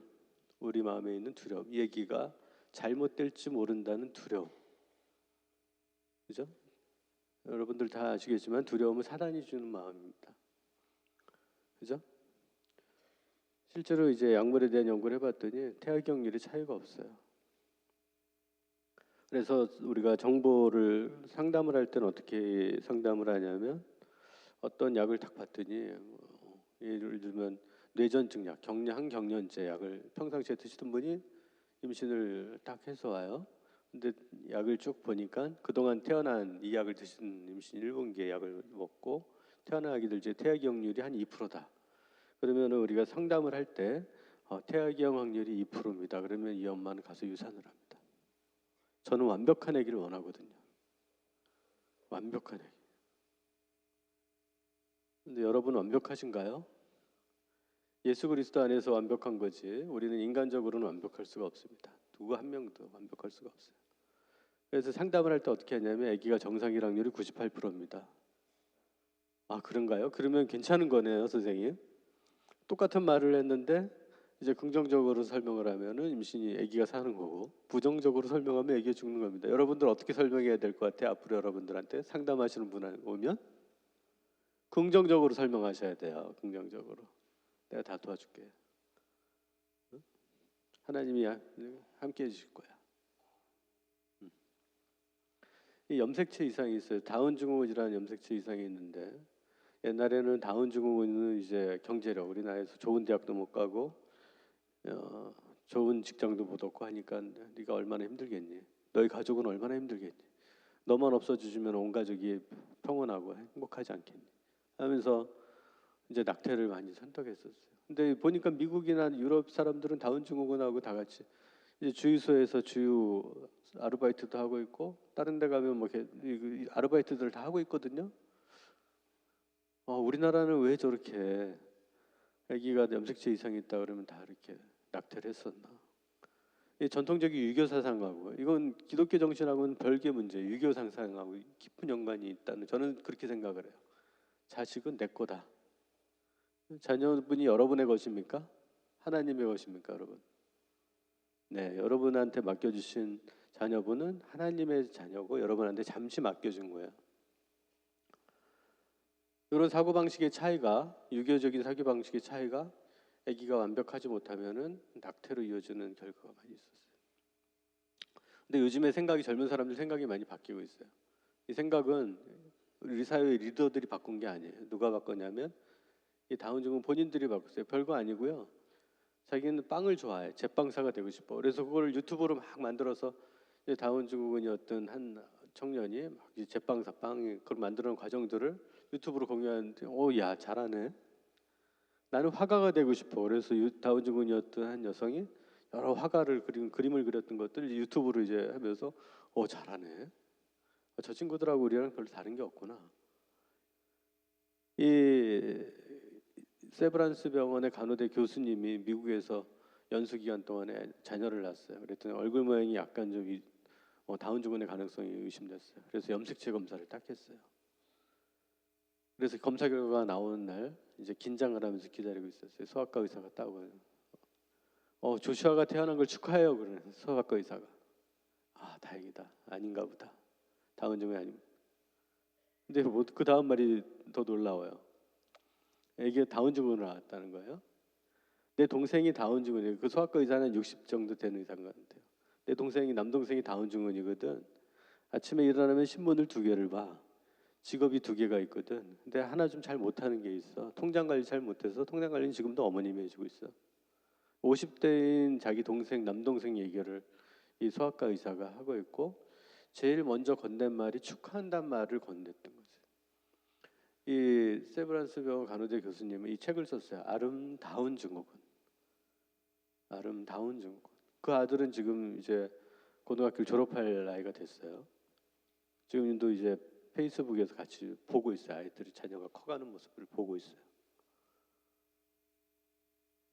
근데 이 통계를 봤더니 다운 증후군 당사자는 99%가 행복해요. 자꾸 우리가 그렇게 얘기를 하면 안 됩니다. 너는 세상 물정을 몰라서 네가 행복한 거야. 그렇게 얘기하시면 안 돼요. 본인은 행복합니다. 엄마 아빠도 이 아이가 있어서 프라우드를 느끼고 자존감이 더 높아지고 엄마 아빠도 행복해요. 형제도 그 다운 증후군 형제가 있음으로 인해서 더 자존감이 높아져요. 88%가. 왜 자꾸 우리 주변 사람들은 너는 불행할 거야. 너는 불행할 수밖에 없어. 뭐 자꾸 이렇게 생각을 할까요? 경제력이 떨어지기 때문에. 여러분들이 이제는 경제력을 다 이제 생산 시기를 지나고 이제 우리 사회에서 대접받을 시기에 들어왔는데, 이제 젊은 사람들하고 경쟁할 거 아니잖아요, 그렇죠? 우리는 지금의 경제 발전기 시기를 지나서 이제 성숙한 사회로 진입하는 단계에 있습니다. 근데 이 다운 증후군 아기는 이제는 우리 사회에서 받아들일 한 주체로 많은 사회 구성원들이 생각이 바뀌고 있어요. 주변에 다운 증후군이 임신됐다 그랬을 때 너무 부정적인 얘기 여러분들 하시면 안 되고, 이런 얘기를 해줬으면 좋겠어요. 조슈아가 태어난 것을 축하합니다. 여러분의 자녀가 태어난 걸 축하합니다. 최소한 교회에서는 우리가 이렇게 교회에 계신 하나님의 자녀가 되신 여러분들은 우리는 이렇게 하나님이 주신 이 아기에 대해 이렇게 반응해야 되지 않을까요? 터너 증후군 X 염색체가 하나 부족한 분들이 있어요. 만약에 여기에 터너 증후군이 앉아 있으면 여러분들은 터너 증후군을 구별할 수 없습니다. 여러분들 구별할 수 없어요. 근데 이제 어렸을 때 모습이 약간 좀 특이하기 때문에 목이 좀 짧고 흉측하게 생각하는데 그렇지 않아요. 여러분 우리랑 똑같은 지능도 정상이고 어떤 난임으로 고생하는 여성이 임신을 했는데 아기를 검사해 보니까 염색체 이상이 있어요. 21번 염색체가 일부가 이상인. 그래서 낙태를 딱 해요. 다음에 난임으로 또 난임 시술을 통해서 임신을 했는데 이번에도 또 21번 일부 염색체가 이상이 있어요. 그래서 담당 의사가 엄마 아빠 염색체 검사를 한번 해보는 게 좋을 것 같습니다. 여러분 중에 염색체가 정상인 분 한번 손 들어보세요. 나는 염색체가 정상이다. 왜 아무도 안 드세요? 나는 염색체가 정상이다. 한 분 드셨네요. 해보셨어요? 근데 어떻게 정상인지 어떻게 알았어요? 나도 제 염색체 검사 안 해봤어요. 나는 정상일 거라고 믿고 사는 거지. 여러분들 대부분 나는 정상일 거라고 믿고 사는 거지. 엄마 아빠를 해봤더니 엄마가 똑같아. 염색체 똑같아. 그래서 묻는 거예요. 아니 왜 그러면 그동안 그 첫 번째 길 왜 유지 안 했어? 이제 태아 이상이 있었던 이제 콩팥이 둘 중에 하나가 큰 혹이 바뀌어서 혹으로 바뀌어서 보면은 이제 놀랍기도 하지만 사실은 우리가 여러분 신장 이식할 때 하나만 신장 이식하면 살 수 있지 않습니까? 이 얘기는 태어나서 아무런 문제가 없어요. 어떤 아기가 이제 입술 갈림증이 심해서 병원에 옵니다. 진짜로 맞나요? 이 엄마는 진짜로 맞습니다. 그러면 아기 다른 데 가서 아기를 낙태하려고 확인하려고 온 거예요. 근데 이제 바로 성형외과 의사한테 임신부를 보내죠. 그럼 성형외과 선생님이 보여줍니다. 수술 전, 수술 후. 다음 수술 전 수술 후, 다음 수술 전 수술 후 쭉 보여줬더니 엄마 아빠가 다 그래요. 그럼 수술하면 괜찮네요. 네 맞습니다. 태어나면 아기 저 모습을 보면 깜짝 놀래요. 어떻게? 근데 이제 1년 지나면 엄마 아빠가 활짝 웃으면서 저 아기를 안고 와요. 수술한 모습. 그렇죠? 우리는 왜 자꾸 두려움에 떨고 있나요? 장이 이렇게 막 열면 너무 끔찍스러워요. 막 놀라워요. 근데 의학적으로 보면 되게 단순해요. 배에 구멍이 들다쳐서 그 구멍으로 뱃속에 있는 장이 밀려나온 것뿐이에요. 수술은 너무 간단해요. 장을 넣고 다시 꼬매주면 돼요. 너무 단순해요. 그런데 우리가 보면 뱃속에서 보면 너무 흉측스럽다, 무섭다 하면서 극단적인 선택을 하게 돼요. 저 아기는 저 아기예요. 왼쪽 아기. 저 어렸을 때 사진을 안고 있는 아기.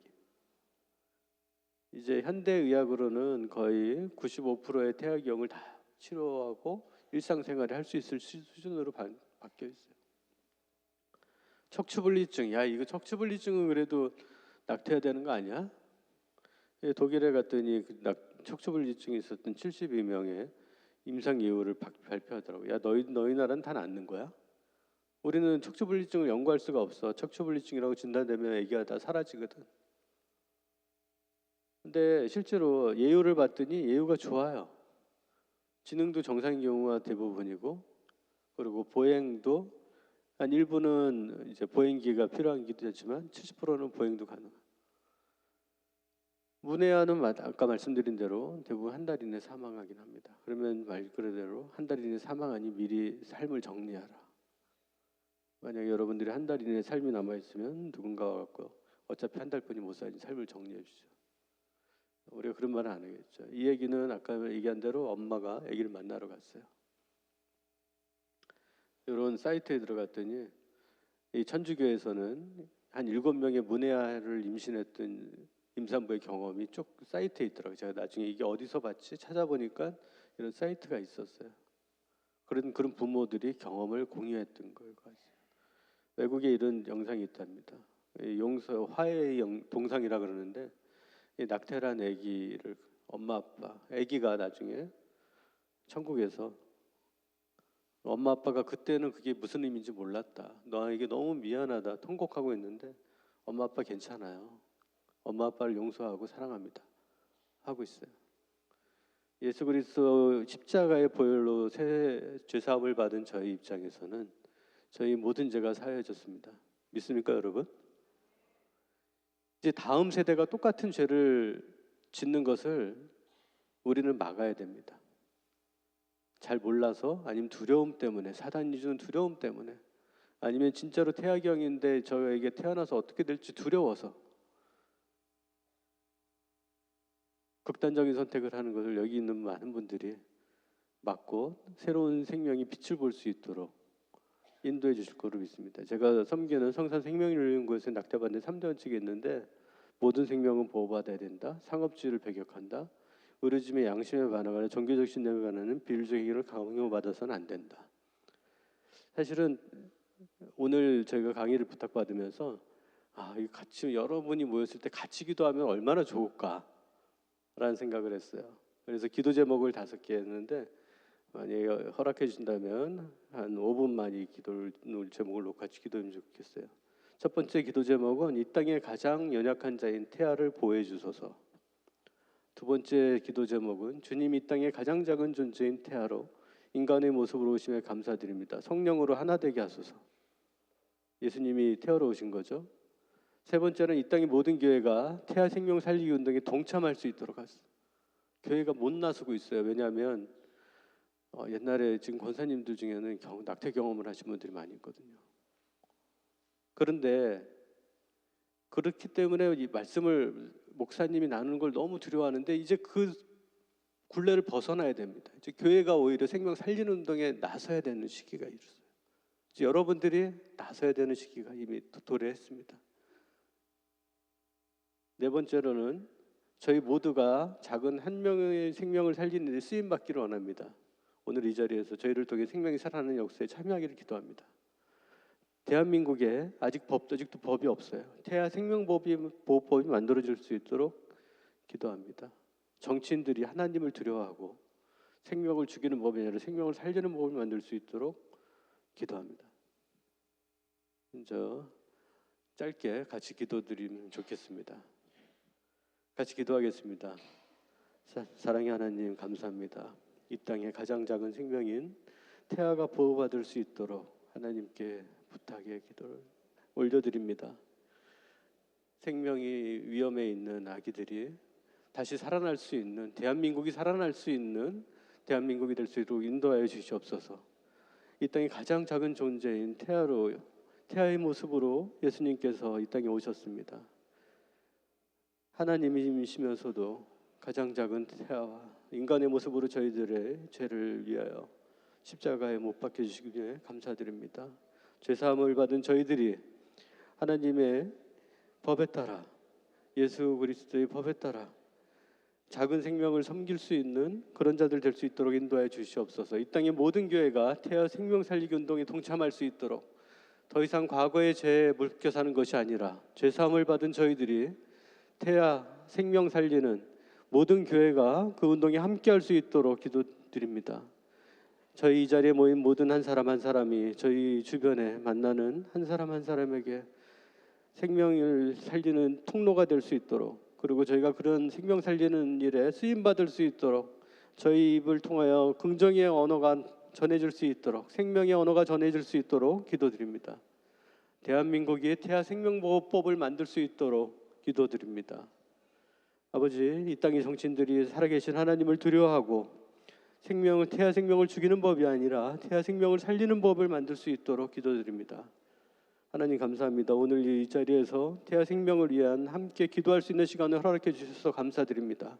여기 계신 모든 분들을 축복하여 주시옵고 성령으로 하나 되게 하소서. 이 모든 말씀 살아계신 주 예수 그리스도의 이름으로 기도드립니다. 아멘. 네, 감사합니다.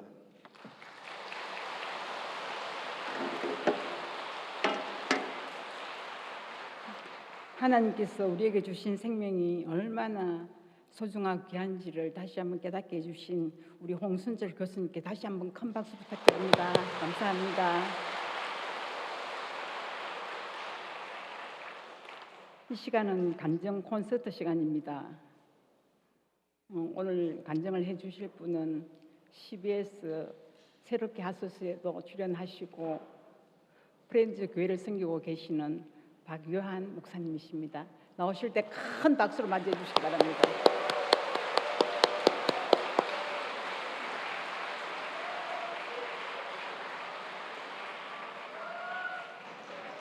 안녕하세요. 반갑습니다. 네, 반갑습니다. 네. 오늘 너무 귀한 자리에 또 이렇게 초대해 주셔서 감사드리고, 또 저도 기다리면서 그래도 귀한 교수님의 너무 뜻깊은 의미 있는 또 강의를 잘 들었습니다. 너무 감사하고 의미 있고 행복한 시간인데, 근데 지금 시간대가 솔직히 졸린 건 어쩔 수가 없습니다. 그죠? 네, 진짜 우리 같은 마음이겠지만, 그래서 이 시간에 제가 뭐 짧은 시간 간증도 하고 찬양도 할 텐데, 우리 가만히 이렇게 앉아 있으면은 다 위험해질 수 있거든요. 지금 그래서 좀 조금씩 몸을 움직이면서 우리 좀 찬양을 해보고 싶은데, 우리 먼저 옆에 있는 분들 이렇게 좀 한번 바라볼 때 이렇게 전후 좌우로 몸을 스트레칭 하듯이 돌려서 좀 바라보시고, 네, 괜찮으시면 안마도 좀 해주시고, 네, 뒤에 그렇죠? 안마도 좀 해주시고, 예, 스트레칭 하시면서, 네, 팔도 좀 기지개도 펴시고, 너무 좋습니다. 그래요. 아유, 네. 너무 열심히 안마해 주시는 분들도 계시고, 네. 이거 안 했으면 어떡할 뻔했어요, 이거. 예, 너무 좋습니다. 자, 이제 혹시 여러분 저 휴대폰 다 있으세요? 휴대폰 우리 이거 꺼내서 여기 플래시 켜는 거 다 아시죠? 플래시를 이렇게 한번 켜보실까요? 이렇게 다. 예, 그래서 우리 예배당 조명은 좀 어둡게 해주시고, 우리 플래시 빛을 켜시고, 제가 처음 찬양을 우리가 그냥 부르는 게 아니라 이렇게 플래시를 흔들면서, 그렇죠? 네, 우리가 이런 또 특별한 시간 한번 가져보면 좋을 것 같습니다. 네, 가능하다면 우리 예배당 조명을 좀 어둡게 해주시면 좋을 것 같아요. 자, 첫 곡으로 오늘이 선물입니다라는 찬양 우리 같이 우리의 고백으로 올려드리면 좋을 것 같습니다. 우리 찬양하겠습니다. 흔들어 주세요. 네, 음악 주세요. 네, 이렇게 흔들면서. 네, 너무 빨리 흔들면 힘드니까 좀 천천히 해주세요. 네. 모니터 마이크 좀만 올려주세요.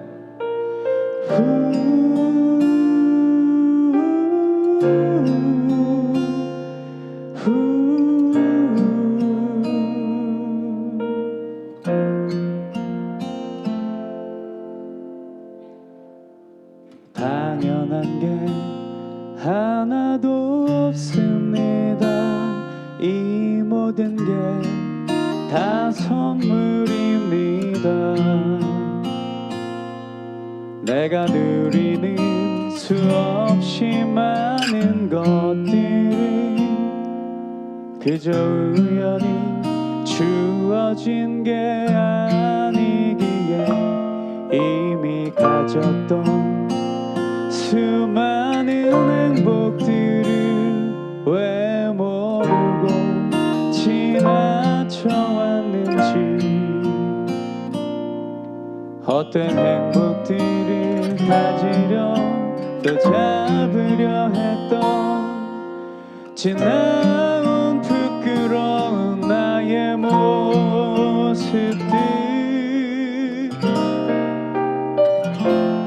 내 삶의 기도가 아직 이루어지지 않아도 나는 불행한 게 아니라 이미 행복한 사람, 삶의 곳곳에 가리워 있던 행복들을 찾아내 감사를 노래하는 오늘이 선물입니다.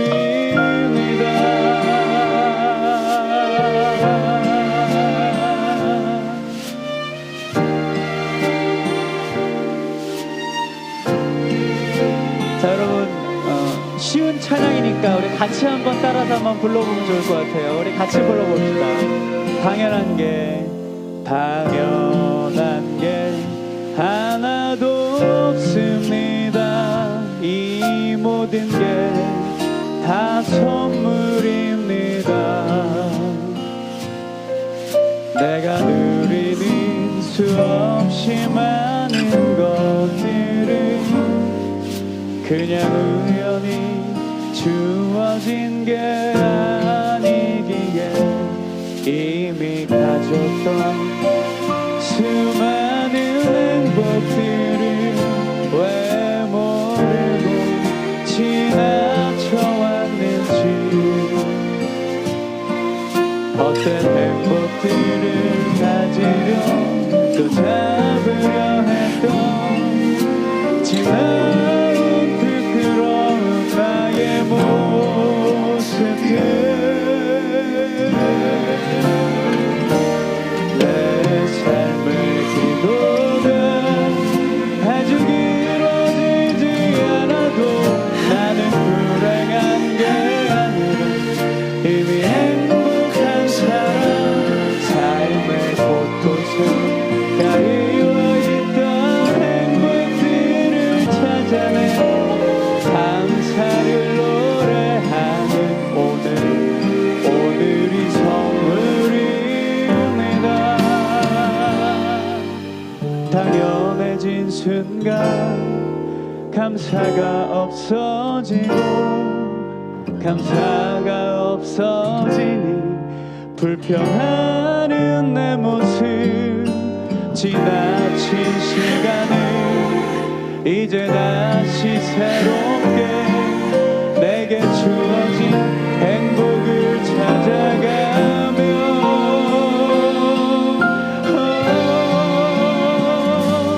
내 삶의 기도가 아직 이루어지지 않아도 나는 불행한 게 아니라 이미 행복한 사람 삶의 곳곳에 가리워 있던 행복들을 찾아내 감사를 노래하는 오늘이 선물입니다. 기도가 아직 이루어지지 않아도 감사를 노래하는 오늘이 선물입니다.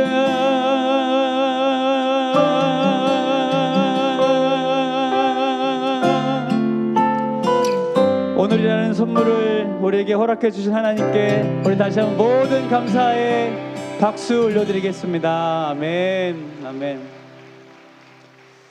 네, 우리가 이 찬양의 가사로 주님 앞에 고백했지만 오늘 우리가 이 자리에 함께 있음이 주님이 우리에게 허락해 주신 선물인 줄 믿습니다. 우리 그 고백을 조금 더 적극적으로 우리 옆에 있는 분들 바라보면서 이렇게 하면 너무 좋을 것 같은데요. 우리 옆에 있는 분들 혹시 전우자분들 바라보면서 이렇게 한번 고백해 주세요. 당신이 나에게 선물입니다. 네, 정말 여러분 그렇게 믿으십니까? 네, 그런데 선물 받으셨을 때 좋은 표정이 아니신 것 같아요. 네, 좀 우리 선물 받았을 때 뭐 기쁘고 행복해야 되잖아요. 우리 다른 게 아니라 이 자리에 살아계신 하나님 함께 하십니다. 네, 하나님의 은혜와 사랑을 가득 경험한 우리들이 더욱더 기쁨과 감사가 우리 얼굴로도 좀 나타났으면 좋겠어요. 오늘 제가 여기 예배당에 딱 들어오자마자 오늘 이 여전히 무더운 날씨 가운데 우리 하나님을 진짜 사랑하고 또 우리 아버지라고 뜨겁게 고백하는 하나님의 자녀들이 여기 다 모여 있구나. 할렐루야. 네.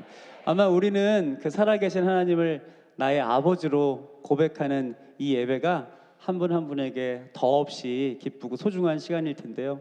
제가 오늘 이렇게 와서 좀 몇몇 분들 입장하실 때 인사 나누고 반갑게 맞아주시는데 제가 새롭게 하소서라는 프로그램 진행하고 있잖아요. 네, 그래서 그거를 이야기하고 싶으신데 하나 되게 하소서 잘 보고 있어요. 그러시는 거네. 주제가 하나 되게 하소서니까 이게 너무 그럴 듯하잖아요. 그래서 저도 모르게 이게 새롭게 하소서, 하나 되게 하소서. 네, 뭐 그게 중요한 게 아니라 오늘 이 자리에 계신 살아계신 하나님이 다시 우리를 하나 되게 하시는 줄 믿습니다. 네. 그래서 저는 오늘 하나님 아버지라는 이 고백이 더욱더 특별하고 감사한 사람 중에 한 사람이에요. 우리 모두에게 특별하지만 왜냐하면 하나님이 저의 아버지시라는 것을 제 인생 가운데 너무나 특별하고 구체적으로 알려주셨거든요. 근데 제가 이렇게 보니까 우리 앞에 이렇게 좀 자주 보는 분들이 앉아 계시네요. 네, 그렇죠? 네. 아마 저의 간증을 또 들으신 분들도 많으실 거고 또 방송을 통해 보신 분들도 많으실 텐데, 여러분, 저는 태어난 지 이틀째 되는 날 저를 낳아주신 친생모께서 저를 키우지 못하고 저를 버리셨어요. 네, 그래서 저는 생후 2일 만에 고아원으로 보내진 고아였고요. 그곳에서 한동안 지내다가 다시 입양기관으로 보내지고, 그 입양기관에서 저희 부모님이 저를 입양을 해주신 거예요. 그러니까 저는 사실 고아이자 입양한데, 여러분들 저희 이렇게 딱 보면은 고아 같아요? 아니에요? 그럼 고아 같지 않고 어떻게 보여요? 아, 예. 하여튼 여러분들 참 귀한 분들이에요. 네, 하여튼 너무 축복하고요.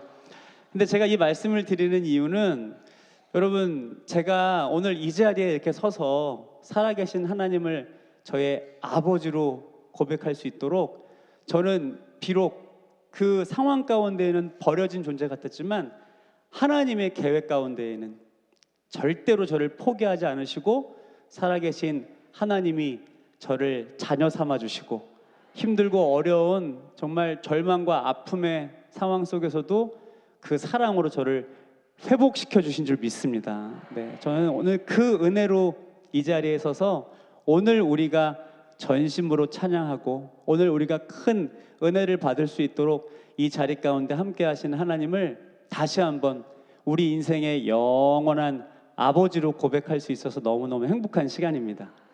그래서 여러분, 다른 게 없는 것 같아요. 저는 항상 이 정체성을 선포하거든요. 저만 이렇게 입양돼서 입양인이라는 타이틀이 저한테만 있는 게 아니잖아요. 왜냐하면 이 자리에 있는 우리 모두의 인생은 원래 어떤 인생이었습니까? 우리는 방황하는 고아처럼 살 수밖에 없는 인생들이었어요. 왜 그랬을까요? 죄라는 것이 해결되지 않았기 때문에. 우리는 죄의 종, 죄의 노예, 그렇게 비참한 인생으로 살아갈 수밖에 없었는데, 우리 하나님이 우리의 인생을 그렇게 절망 가운데 내버려 두지 않으셨잖아요. 네, 그 모든 죄를 해결하시려고 하나님의 하나밖에 없는 그 독생자 예수님을 우리를 살리시려 보내주신 줄 믿습니다. 우리는 예수님의 십자가의 보혈의 능력으로 단번에 모든 죄가 해결되고 하나님께 입양된 자녀가 된 줄로 믿습니다. 여러분, 이게 바로 복음의 능력이거든요. 다시 한번 정말 우리 믿음의 정체성을 고백한다면 이런 고백이 있어야 돼요. 저를 한번 큰 소리로 따라해 주세요. 나는 입양아입니다. 아멘. 여러분, 이 고백이 예수 그리스도의 십자가의 보혈로 주어진 하나님께 입양된 자녀인 우리들의 더욱더 아름다운 정체성의 고백이 되어야 할 줄로 믿습니다. 그래서 이 시간 이 감사를 우리가 너무나 잘 알고 있죠. 그런데 잘 알고 있는 것이 익숙해지면 처음 찬양한 것처럼 이것은 더 이상 특별한 은혜가 아니라 너무 당연해지더라고요. 그래서 우리는 이 은혜를 잊지 않기 위해 날마다 더 선포하고 찬양하는 그 자리에 있어야 한다는 것이죠. 그래서 오늘 그 뜨거운 사랑과 은혜와 내가 어떻게 이 자리까지 걸어올 수 있었는지 잊지 않게 하시려고 오늘 우리를, 여러분들 다 바쁘신 분들이시잖아요. 여러분들 다 막 여기 시간 남아서 오신 거 아니잖아요. 그죠?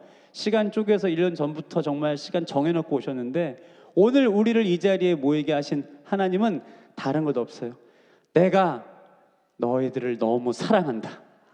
어떤 것과도 바꿀 수 없고 어떤 것도 끊을 수 없는 너희들은 나의 사랑하는 자녀다. 할렐루야. 네, 그거 알게 해주시려고 저는 불러주신 줄 믿습니다. 우리 그런 감격을 가지고 이 시간 같이 찬양할 건데요. 오늘 한 자리에 이렇게 많이 모이셨으니까 주제처럼 하나 된 마음으로 이 시간 제가 하나 둘 셋 하고 외치면 여러분들이 칠 수 있는 가장 큰 박수와 살아계신 하나님께 우리 온 함성을 하나됨으로 한번 올려드렸으면 좋겠어요. 여러분, 제가 하나됨을 강조하는 이유는 하시는 분들만 하시는 게 아니라 우리 모두 살아계신 하나님의 자녀됨을 기뻐하고 감사하며 하나님께 영광의 박수와 함성을 올려드립시다. 자, 그 박수와 함성 올려드릴 때 준비한 음악이 나올 것 같아요. 우리 귀한 찬송을 주님 앞에 올려드리겠습니다. 자, 하나 둘 셋. 할렐루야. 우리 네 잠깐만요. 다시 한번 네네. 여러분 이게 박수 함성이 작으니까 음악이 다른 게 나오잖아요. 네네. 보혈 찬양을 들려주셔야 돼요. 네. 박수 함성을 더 크게 해주셔야지 준비된 음악이 나오는 것 같아요. 자 다시 한번 보혈 찬송가 틀어주세요. 자 하나 둘 셋. 할렐루야 할렐루야. 우리 음악 소리 더 키워주세요. 여러분 가능하시다면 우리 자리에서 일어나서 할렐루야 손뼉 치면서 찬양합니다. 같이 고백해요. 변치 않는 주님의 사랑과 거룩한 보혈의 공로를 우리 다 찬양을 합시다. 주님을 만나볼 때까지 예수를 홀리는 깨끗게 하시는 주시니 그의 피 우리를 눈보다 더 임해 하셨네.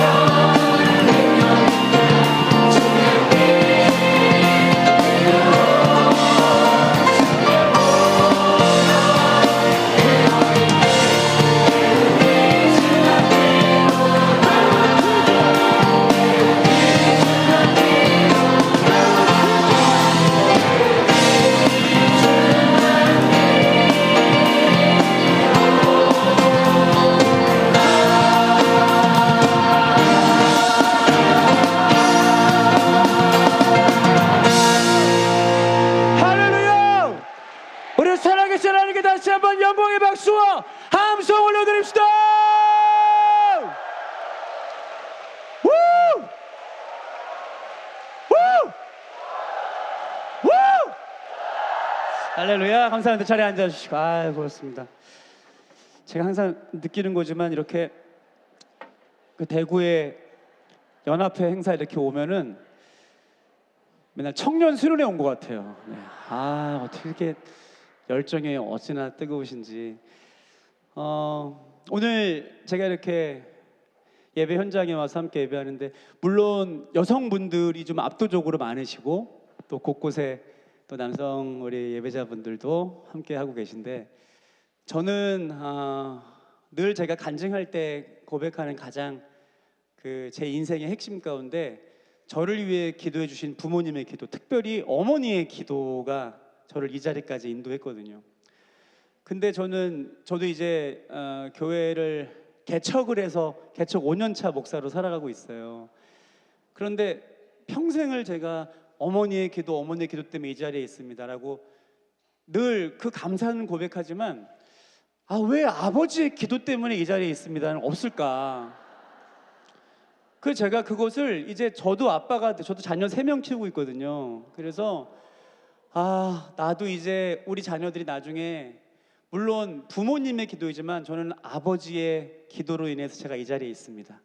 그런 정말 고백을 할 수 있는 그냥 말뿐만이 아니라 제가 우리 아이들에게 그런 아빠가 기도하는 아빠가 되고 싶은 마음이 있거든요. 오늘 이 자리에 우리 그렇잖아요. 사실 여성분들이 압도적으로 많으니까 우리 남자분들이 이렇게 한쪽에 좀 이렇게 있게 되잖아요 지금. 근데 몇몇 있으신 우리 남성 예배자분들 혹 이 자리에 목회자분들도 계실 거고 우리 그렇게 어떤 한쪽으로 한 성별로 편향되어져서 어머니의 기도 이제 이것이 함께 드리는 연합회 기도 안에 드리는 모든 예배자분들 하나님 주신 은혜를 통해서 이제 엄마의 기도, 아빠의 기도, 아니 우리의 기도를 통해 정말로 우리의 자녀 세대가 주님께서 또 우리에게 맡겨주신 이 대구 땅이 더 나아가 대한민국과 온 열방이 하나님의 놀라운 은혜와 축복을 경험하게 될 줄로 믿습니다.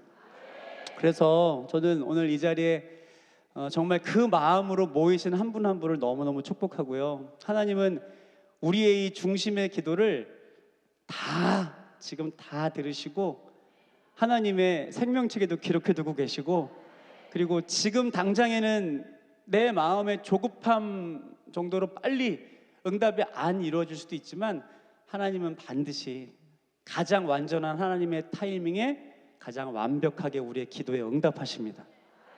여러분 제가 오늘 그 완벽한 타이밍 특별히 부모님의 기도, 어머님의 기도를 통해 제가 응답받고 지금 목사가 되어서 이 자리에 있잖아요. 하나님께서 저를 찾아와 주시지 않았다면 제가 하나님을 아버지로 고백하지 못했다면 제 인생 가운데는 여전히 나는 고아의 인생, 나는 입양아 스스로가 제 자신을 정죄하면서 스스로가 제 자신을 저주하면서 저는 가장 비참한 인생을 살았을 거예요. 그런데 하나님께는 단 한 생명도 단 한 인생도 포기하는 인생이 없습니다.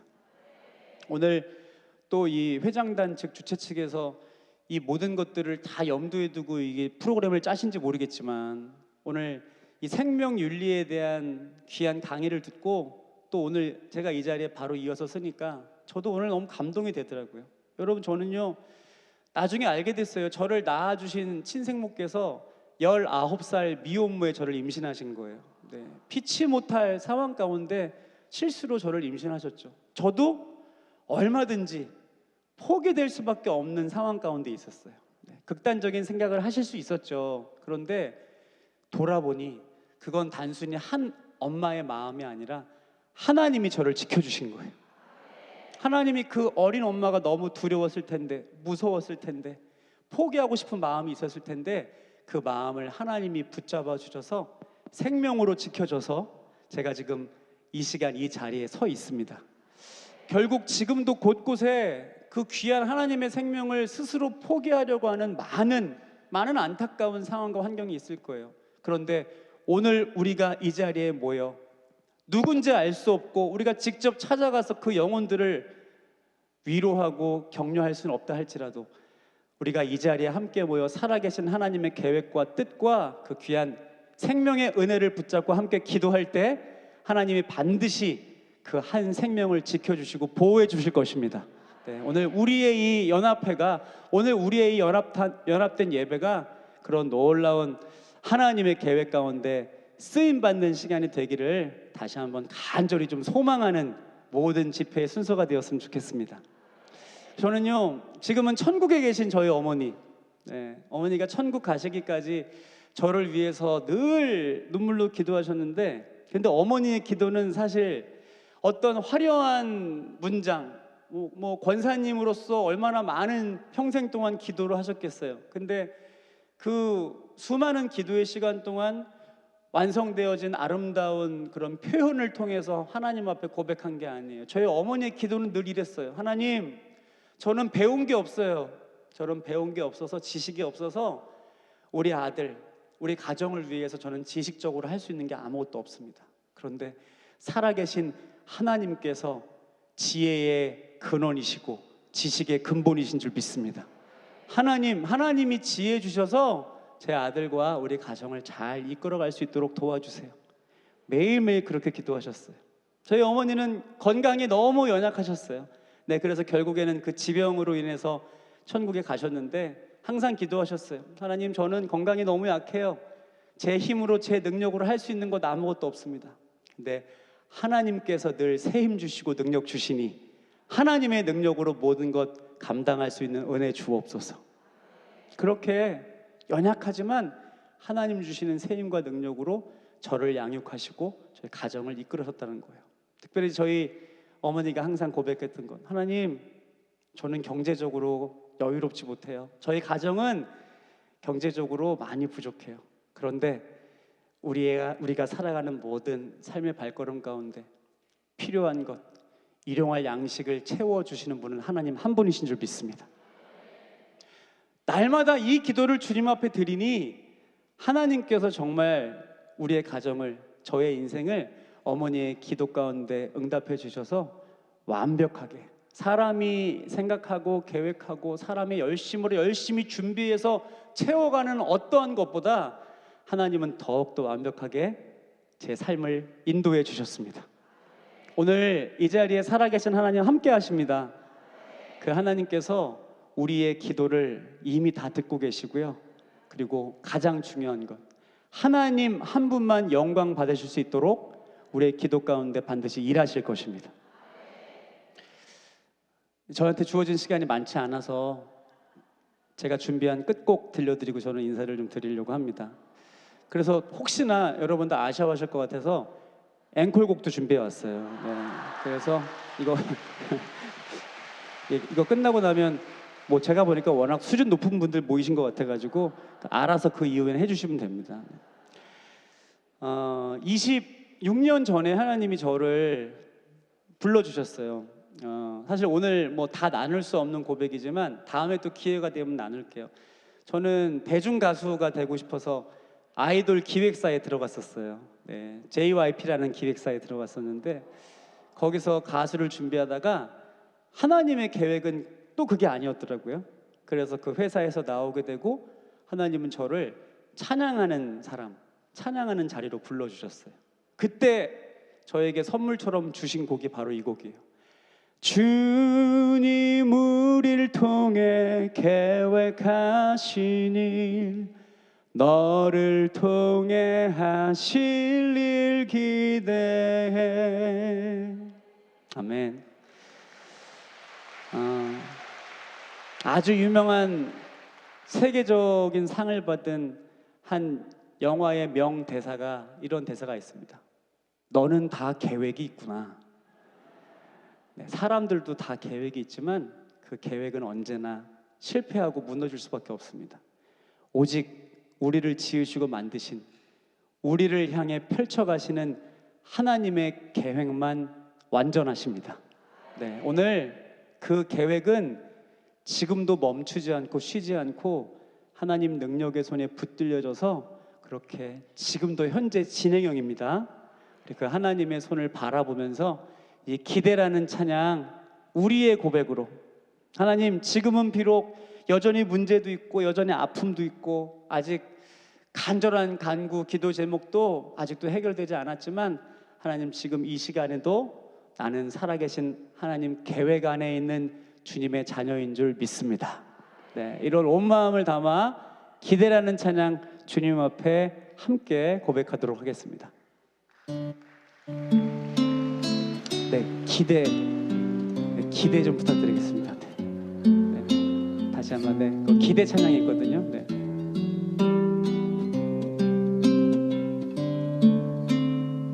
죄송한데 요건 앵콜곡이고요. 네, 잠깐 꺼주시고 좀 꺼주시. 다 발설이 됐네요. 네, 요건 앵콜이고 기대 좀 부탁드릴게요. 네, 요거는 축복의 사람이고요. 네, 요거 말고 저희가 오늘 좀 소통이 좀 안 됩니다. 네, 기대라고 있습니다. 기대. 네, 기대 부탁드리겠습니다. 아, 우리 방송실에서 또 큰 웃음을 주시네요. 네, 고맙습니다. 네.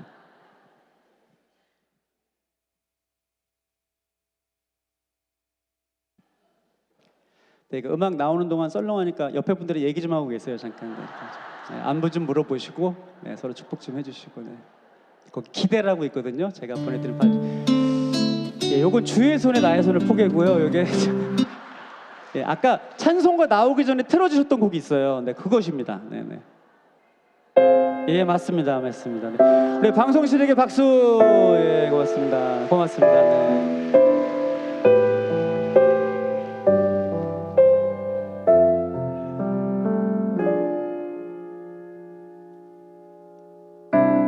주 안에 우린 하나 모습은 달라도 예수님 한 분만 바라네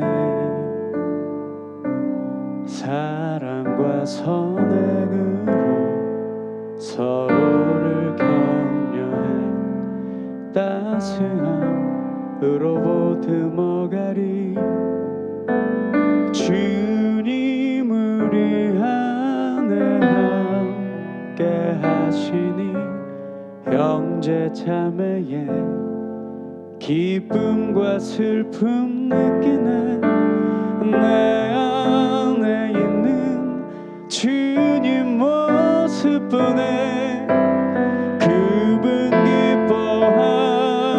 기뻐하시네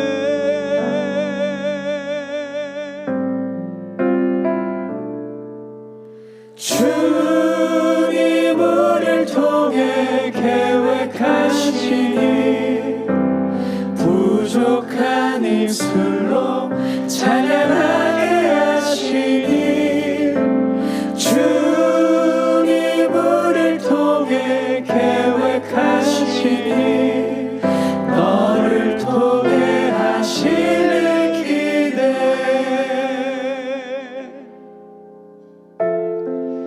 오늘 함께하는 사랑하는 여러분들께 제가 부탁 하나만 더 드릴게요. 저를 한번 큰 소리로 따라해 주세요. 하나님께서 더 큰 목소리로 하나님께서 나의 인생을 너무너무 기대하십니다. 믿으십니까? 우리 한 번 더 이렇게 따라해 주세요. 하나님께서 우리의 가정을 너무너무 기대하십니다. 아멘. 마지막 한 번 더 고백할 때는요 섬기시는 교회 이름을 집어넣어서 하나님께서 땡땡 교회를 너무너무 기대하십니다. 시작! 하나님께서 프렌즈교회를 너무너무 기대하십니다. 아멘. 아멘. 주님이 우리를 기대하십니다. 주님이 우리를 계획하십니다. 우리는 부족하지만 하나님은 완전하시고 강하신 분이십니다. 아멘.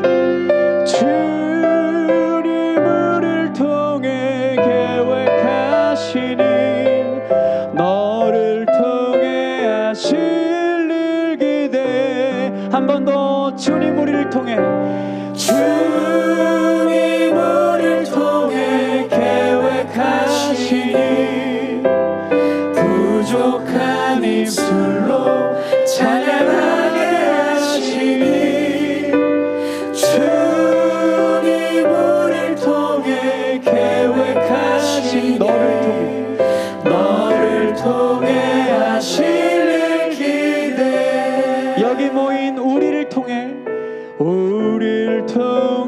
하실 일 기대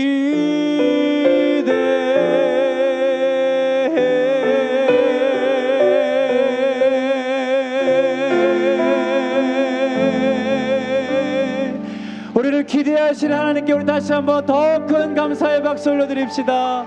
하나님 감사합니다.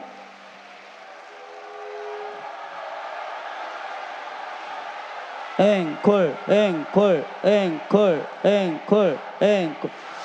네, 네. 정말 생각지도 못했는데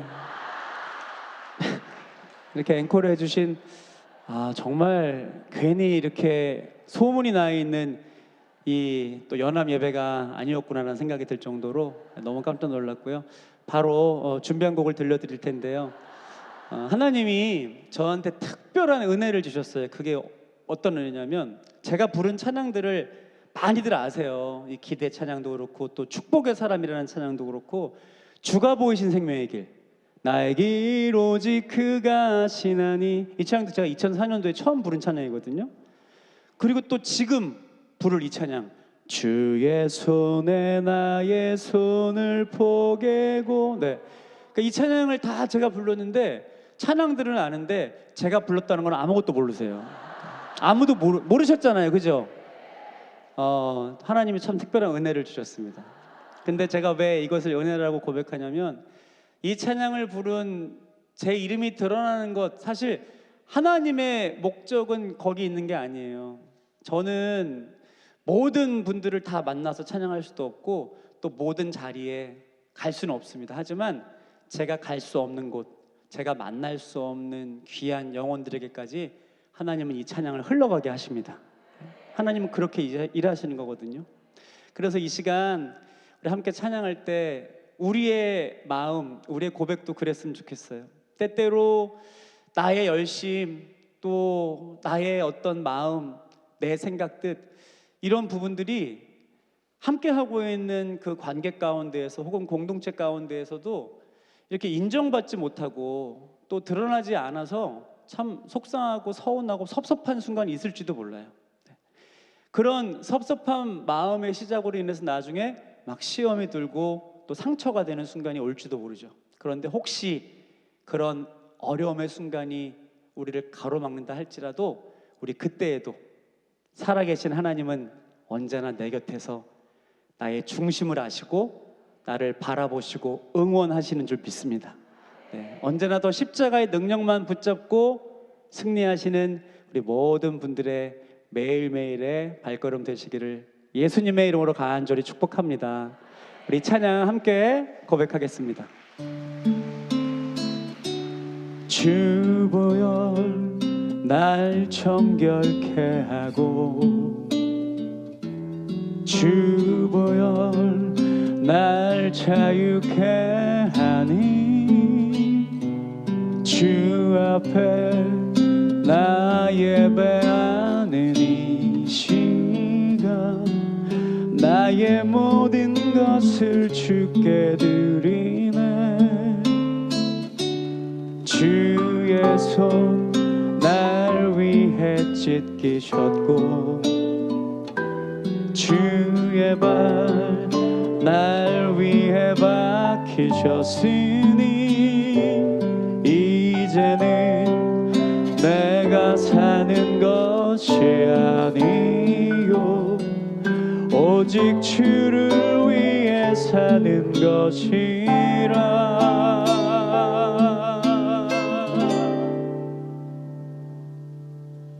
주의 손에 나의 손을 포개고 또 주의 발에 나의 발을 포개어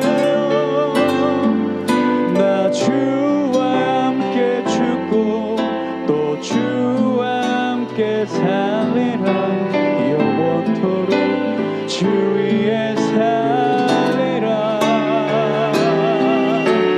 주의 손에 나의 손을 포개고 또 주의 발에 나의 발을 포개어 나 주와 함께 죽고 또 주와 함께 살리라.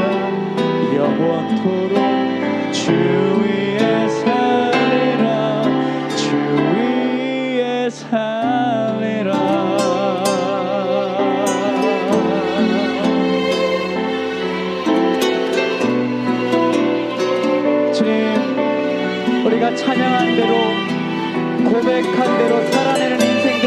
주옵소서. 우리 다시 한번 함께 고백합니다. 주의 손 날 위해 찢기셨고 주의 발 날 위해 박히셨으니 이제는 내가 사는 것이 아니요 오직 주를 위해 사는 것이라.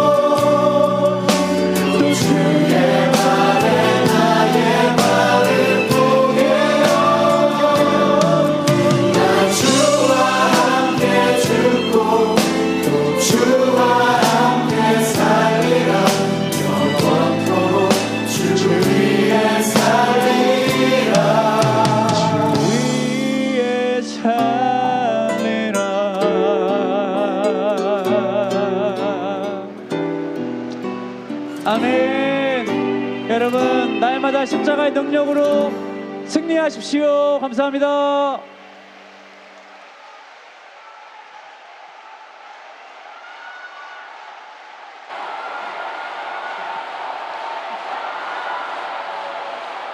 혹시 아니 저희 제가 제가 혹시나 몰라서 한 곡 더 갖고 오긴 했는데 괜찮아요? 괜찮으세요? 시간이 괜찮아요? 네네 알겠습니다. 그러면 정말 깜짝 놀랐지만 바로 두 번째 곡 네. 이 자리에는 여러분 한 분 한 분 너무 귀한 축복의 사람들입니다. 네. 축복의 사람 들려드리고 저는 진짜로 인사드리겠습니다. 자, 우리 축복의 찬양이니까요. 우리 한번 서로를 바라보면서 얼마나 귀한 분들인지, 얼마나 아름다운 하나님의 사람들인지 한번 바라보시면서 사랑합니다, 축복합니다. 주께 힘을 얻고 그 마음에 시온의 대로가 있는 그대는 여러분들이 축복의 사람들은 하나님의 축복의 사람이죠. 주님 그대를 너무 기뻐하시죠. 주의 집에 거하기를 사모하고 주를 항상 찬송하는 그대는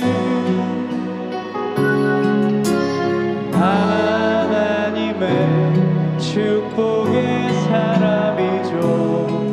주님 그대를 너무 사랑하시죠. 옆에 분들 한번 축복해 주세요. 그대 섬김은 아름다운 찬송. 여러분의 귀한 헌신은 그대 헌신은 향기로운 기도. 그대가 밟는 땅 그대가 밟는 땅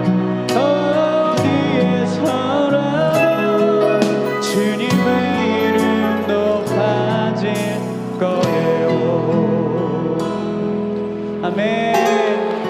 아멘. 우리 다시 한번 오빠가요. 주께 힘을 얻고 그 마음에 시온에 있는 대로가 있는 여러분들 시온의 대로가 있는 그대는 하나님의 축복의 사람들이세요. 하나님의 축복의 사람이죠.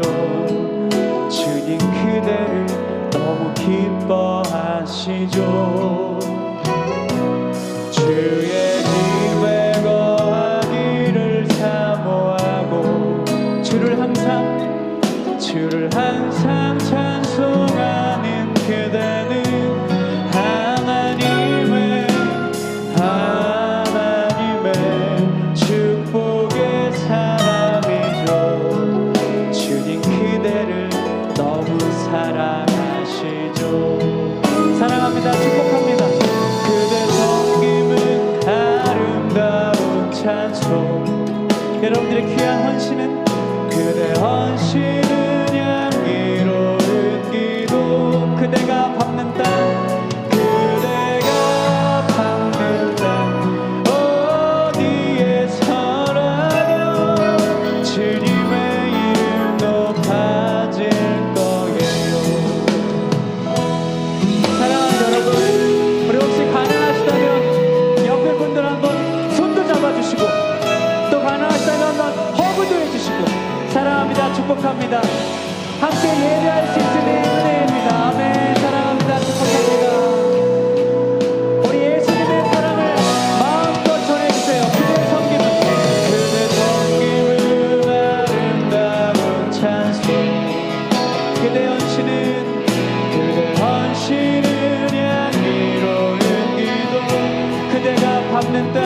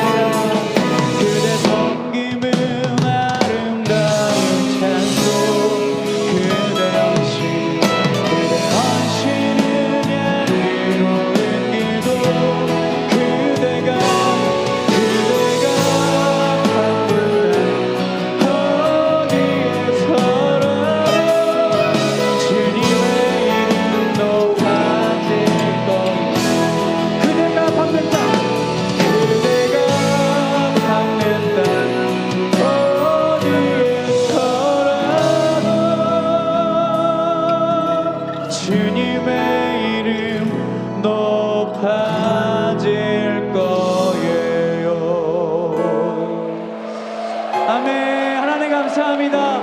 우리 다시 한번 모든 영광 하나님께 박수와